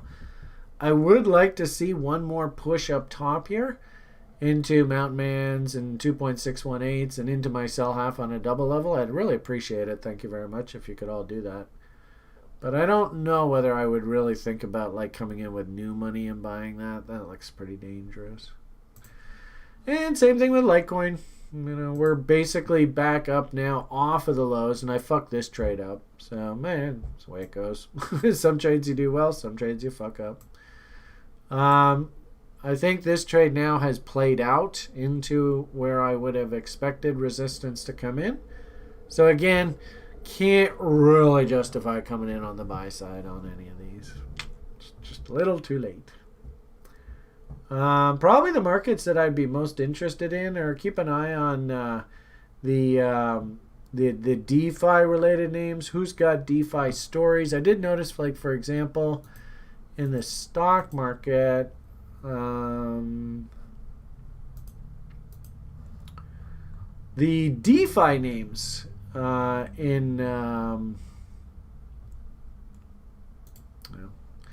the DeFi names in the crypto stocks that I follow, they all seem to have been catching a little bit of a bid here. So, which was the ones? Remember, like Kevin, such a fucking good stock picker. Delphi, this was one of his. Look at that chart. So pretty. Really nice. So where he goes, that's DeFi. This guy here, I'm all over this guy. This is another one that Kevin found. Another DeFi name. I like that. It's a good looking play. See how it goes. If we break through these lows, then obviously walk away. Yeah, take about what is that? 50-cent risk, I suppose, on the trade. I think you can get a double out of that pretty easily. Nice little pop up top. We'll see. If the DeFi names have that one or two more week sort of push, awesome. One thing that does surprise me, concerns me a little bit, sort of thinking about that 2022, 23 kind of thinking. Oh, maybe that's where I got the downvote, because I said I didn't think living in Thailand was that good. And Bangkok. So that must have been where the downvote came from. I was actually surprised. I'm short this, and I'm short off of the key reversals from way up here. It was fascinating to see another new M just came in there. So this would be a proxy on that Canadian real estate market. If really, like my prognostication is in 1979, 1980, basically exactly the same cycle. 40 years ago. The Vancouver real estate market had an insane bubble. It topped, and then within a couple of years, you couldn't give away real estate here in Vancouver. And I think not only is it in Vancouver, it's right across this damn country. It's stupid how real estate is been so manipulated by these goddamn banks. So and interestingly enough, the puppet of the banks is actually in a bit of political trouble here. What did I say? What a Hebasal. So if he can't pull off the con and keep the banks running the show here, the banks could be in a bit of trouble. I mean, they're way overextended. If they pull off the con, then hey, everybody that's a bank shareholder and everybody that buys a mortgage share for brand new money, they do great. Of course, all the people that are on pensions, all the people that saved money over the past 30, 40 years, they all get fucked. So take your pick.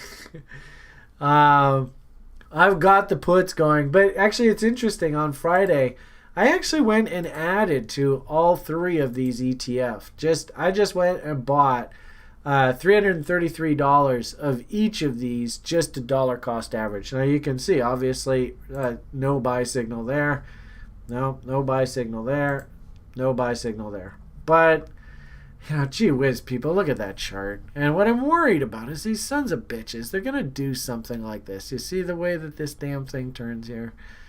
So I just saw that and I go, what are the odds that there's some sort of like 1 or 2 week, maybe 1 month catastrophe where they crank this thing higher? And I just went and added. These are all bear ETF, big bear ETFs on Toronto, on the Dow, and on the S&P 500. And then, like I said, I've got my my puts on the big Canadian banks. And I find it fascinating. The one part of the market that I do want to be long is cotton, and I can't get into this damn thing. It keeps going up. Crazy cotton. So, ironically enough, in the stock market, there isn't that many bright spots. But crypto, I think, is still somewhat of a bright spot, especially the NFT plays. There was some big news out of China a week or so ago with regard to NFTs, so they're kind of still hot-ish, and I think that's kept a fire burning. I guess the only thing left off to comment about is things like little junior mining stocks and junior plays. I know I did publicly talk about. I've set my soon-to-be roommate. In fact, actually, I have to give my notice tomorrow. A local buddy of mine, Andrew, and I are going to split a house. I'll take the first floor. He's going to take the the finished basement, I guess. But anyway, we're going to turn it into like a total trader monster pit. And actually, ideally, what I want to do is I want to turn it into our office down the road. But he and I put him on this plan where we're going to make, I think the goal is to make $2.5 million. We don't have a time frame. No idea how long this is going to take. Just by starting with 5 Gs, and we're just going to basically look to make 3x-ish, roughly. The average of 2.618 to 4.669 is about 3.5 or so. So I'm going to like target 3.5% or 3.5x on our money. And we're just going to compound the earnings. And I just want to show you guys how to do it. I've done it before, so it's not really anything new. It's just instead of doing $500, we're going to start with 5 Gs. So if you 10x that number, last time I did it, $500 into hundreds of thousands of dollars. Well, we'll turn 5,000 into millions of dollars. No reason why we can't do it. This was our latest victim, and as you probably look at it, and go, well, that looks like a piece of shit. And if anything, that's exactly what I want you to think. So this is our latest one. So I've actually picked up about a third of the total stock I want to own in this one. And interestingly enough, you see it 37 cents. There's a big old hole in the charts, and this is probably exactly where I'm going to be selling, right up there at $1.20. So you can see, in fact, that's 3x. Same old. So this is our first foray, but, if you want to learn this, right, understand, this is going to probably take, I would say, conservatively, the next 2 or 3 years. That's my hunch.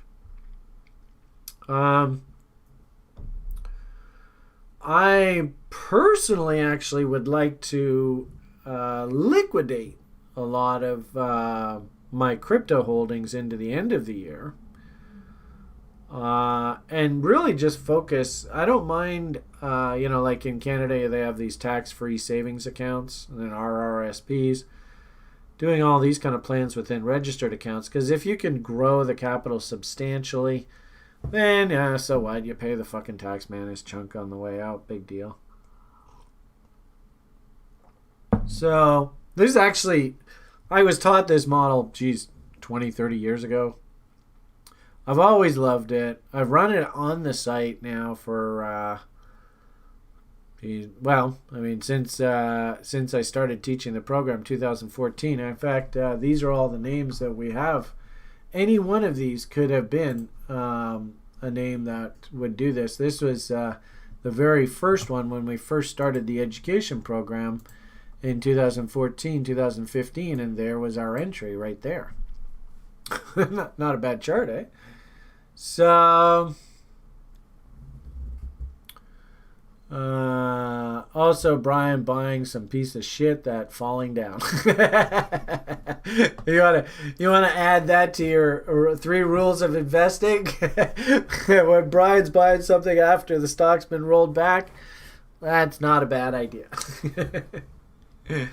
So anyway, here's a good example. This is, our little German aristocrat. He made most of his money, obviously, on Bitcoin, but he had a funny story about this one I love telling the students. But these are all of these stocks. Every single one of them could have very easily been one of Andrew's, Korean barbecue trades. And actually, this is an interesting one. This is after the fact, because we came in, I guess, back in here through this rally. So now we're just sort of like, wow, is there another trade developing here? Doesn't look like it. As I go through these, you might be wondering what the notations are. This is a really good example, this one here. Whoops. Get it all through here. This one we just did this summer. Look at that. Bought. Boom. Sold. Thank you, Mr. Foggy Boggy. So this would be probably a good example, right? Where half of it would go out at 2.618. Another half would go out at 4.669, and your average selling price is about 3.5, somewhere in that area. So a really good example. BITK. There's another one. Bought down here. There you go. And you can do all the little funny little foggy boggies.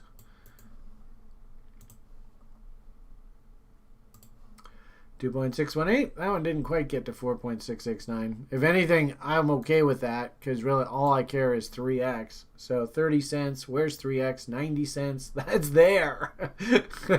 Anything up here at Merry Christmas. Out it goes. So, anyway, I mean, just in fact, this is one that I'm trading right now. This is one that I bought last summer, right down here. And of course, this one I've just been spoon feeding. Sell halves on a double. The story on this stock is so strong, but you can see my next sell order is up at the 88.877. I spent a lot of time over the past few years trying to figure out what I really like, and I'll tell you, I love listening to Colin, and I love listening to the stories, but the reason why I really like these kind of models is because I can see exactly where the insiders are long these assets, and that's critical.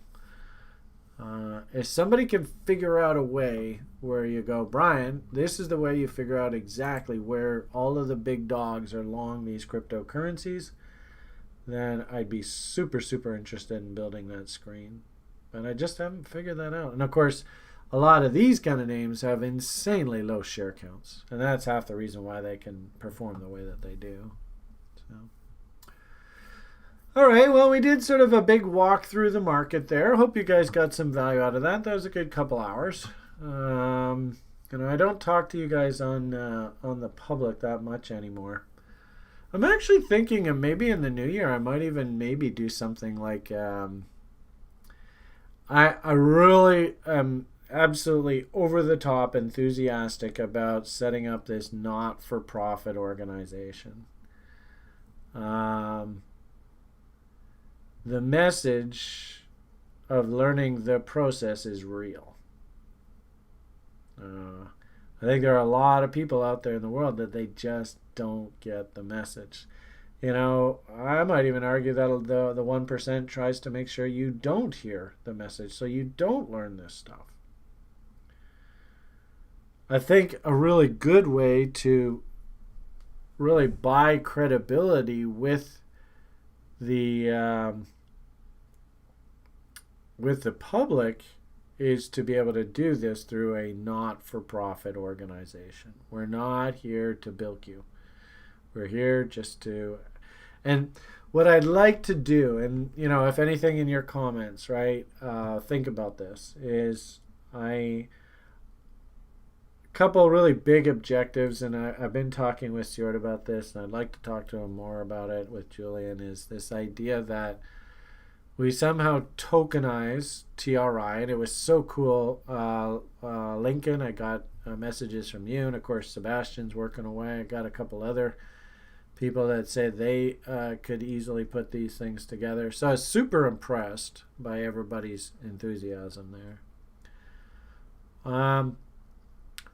I'd like to get a campus going for TRI, but I don't want to do it under the guises of this for-profit organization. If anything, I'd almost like to set TRI up like it's a utility.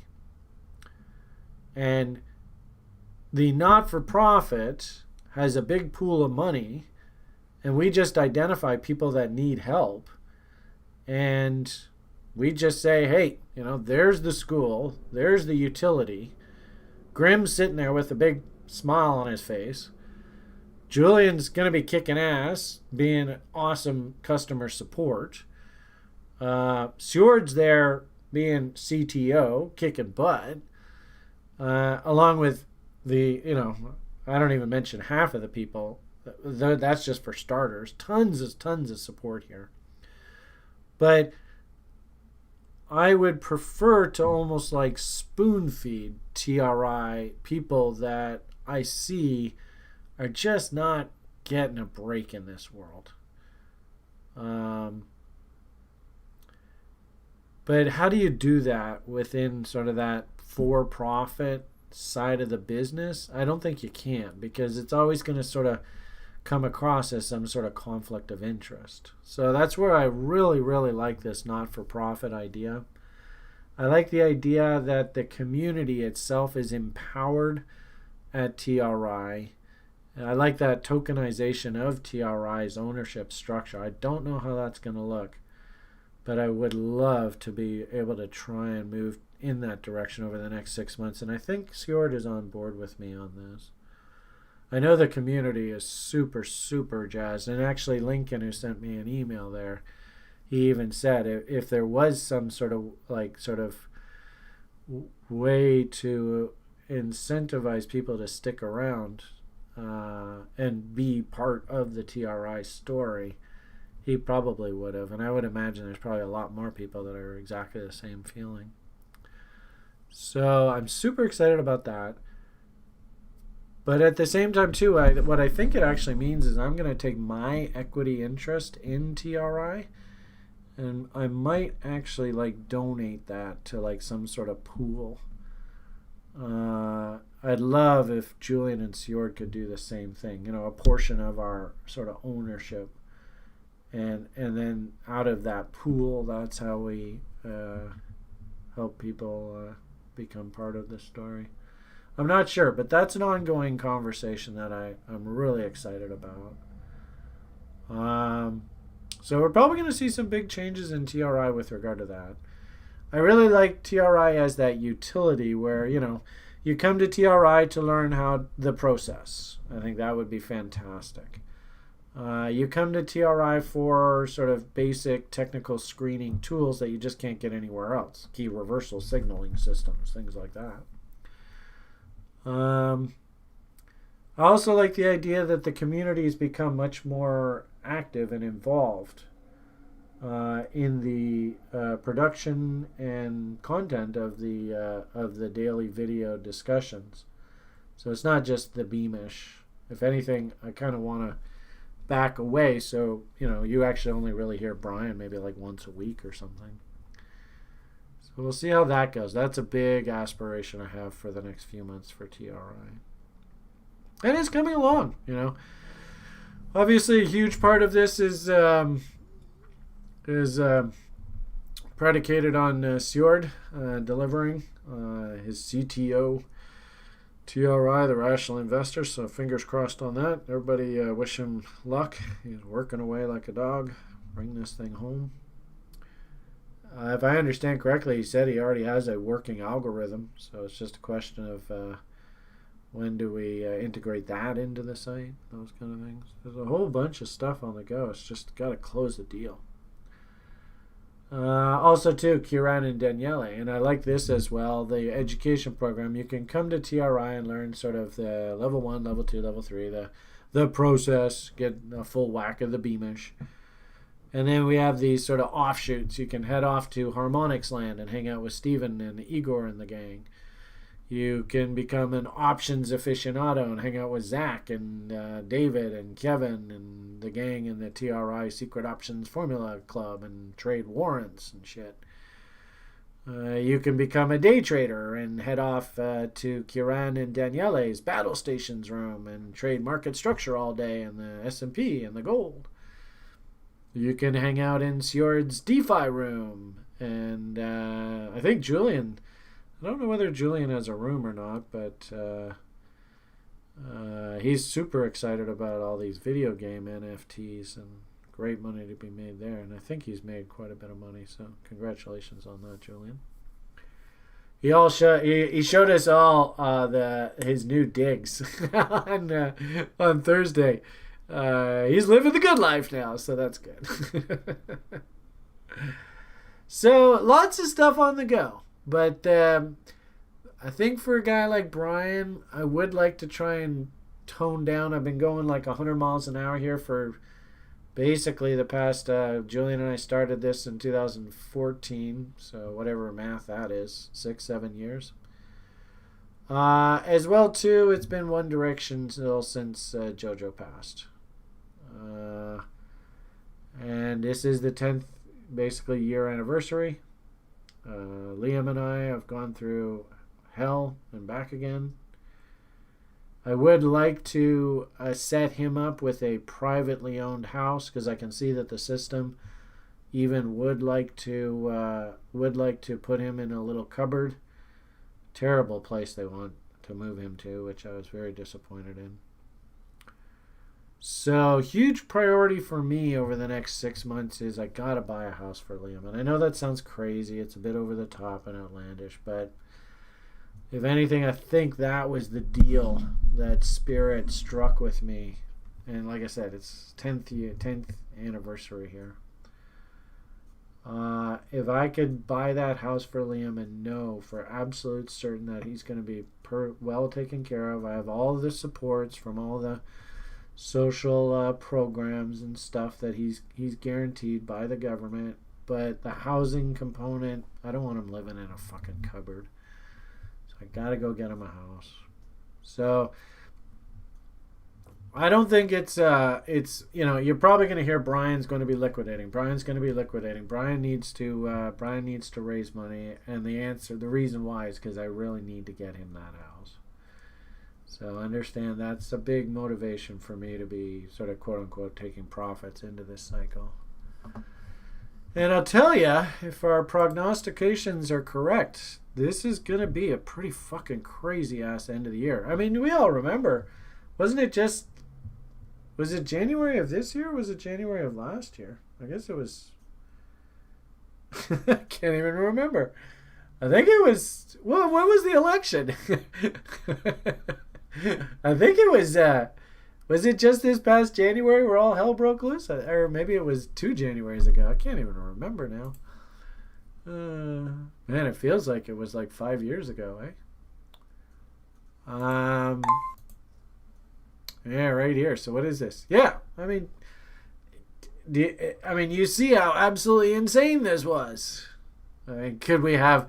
And I do kind of like this thinking, right? Because if you think about the orbits of the planet, right, 1 year for Earth has really a hell of a lot changed for like Jupiter or Saturn or Uranus or any of those planets. Not really. So I wouldn't be surprised if the end of this year is just as insane as the end of last year. And January of this coming year is just as insane as January of last year. I don't know what it's going to look like, but we know what the 4-year cycles are.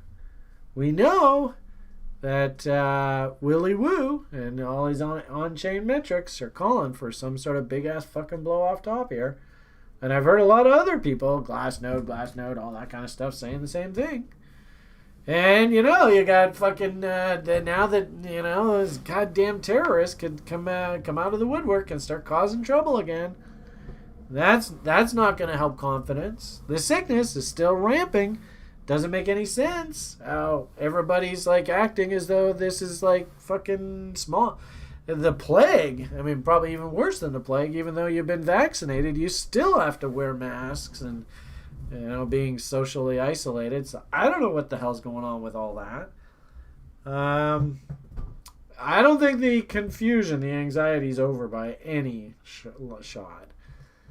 But what it does mean is if we do see this scenario happening, I am going to be ringing the register aggressively to start financing the purchase of that house for Liam and get him set up bulletproof. And then I would ideally like to try and set up this not-for-profit organization. I've had a few people on the site extend incredible help. Sebastian has done just a ton of work on the token side of this and actually setting up an NFT.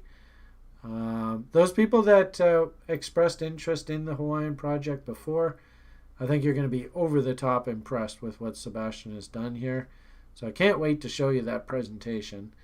When he's ready, that's when we move forward. It's just simple as that. There's no hurry. And as well, too, like I said, the tokenization of TRI. I think Sjord is warmed up to that. We might even do it on the Luna Network, but I do know there's a number of people that have been sending messages to me about different ways we can do that. So super stoked about that. There's a lot of moving parts here over the next 6 months, no doubt about it. I'll try and keep my head on straight, although I have noticed that I do get a little bit heated when I see people that are not acting rationally in the marketplace. I'm going to defend the principles that we teach in the school program adamantly. So I'm never going to be like a, hey, ape in kind of thing. I'm not that type of person. Slow and steady wins the race. Act responsibly with your money. And just remember what your job as a trader is, right? Don't take no wooden nickels. What are you saying? Willie said this cycle would be different like never before. On-chain data is different from anything else. Whatever that means. Oh, boy. All right, well, I like the guy. I think he's got a very candid opinion of the hyenas, the quote-unquote traders of this community. I think it's a refreshing look. And I think he's very down to earth, so I would endorse listening to him. Does it mean that you go out and just like panic buy? Well, we all learned how important technical analysis was over the past 6 months. If you need that skill set, trust me, it's not an easy skill set. If you need that skill set and how you act like a trader in the marketplace, well, for heaven's sakes, come over to TRI. That's the whole point of why we put this place together. It really is, honestly. We want to make a positive difference in your life, and the price that we charge, I think, is very, very reasonable. Couple working with a plan, trading technical setups, with the work of someone like Willie Woo, with the on-chain metrics, and quantitative analysis, and you could set yourself up to be bulletproof. That would be just incredible, and that's really what rational analysis is. It's where the two camps come together. Now, usually you use fundamentals, but you can use quantitative analysis. There's nothing wrong with that. How many reasons do we have to justify taking a trade? Should they be all the same thing? You guys know the answer. Okay, I'm going to go get pretty for the boy. Wish me luck. I love it when you guys wish me luck with him. Have yourselves a really good week. Remember, we've got that raffle coming up. Rachel's done such a great job quarterbacking that. Josh, if you're watching this later on, we should probably blast out on crypto Twitter and all that kind of stuff, that raffle. See if we can get as many names as possible. Maybe what we can do, Rachel, if you're watching this right later on, I don't know whether you're still here or not, maybe we can have you spin the wheel next week. That would be kind of fun, eh? We will. We're gonna break your social media cherry. There you go. Hey, just ended the video on a typical Brian note. Thanks, Brian. Nice image.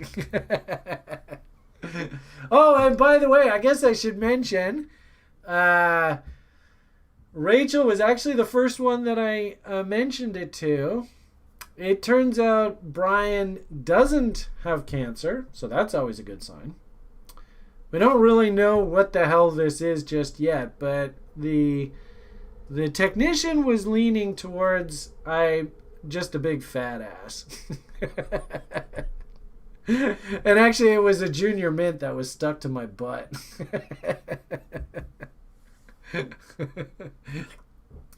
So Rachel's she's building a very interesting place in my heart. So, but I'll report in, I guess, next week when we do the video on the diabetes diagnosis. Well, not diagnosis, prognostication.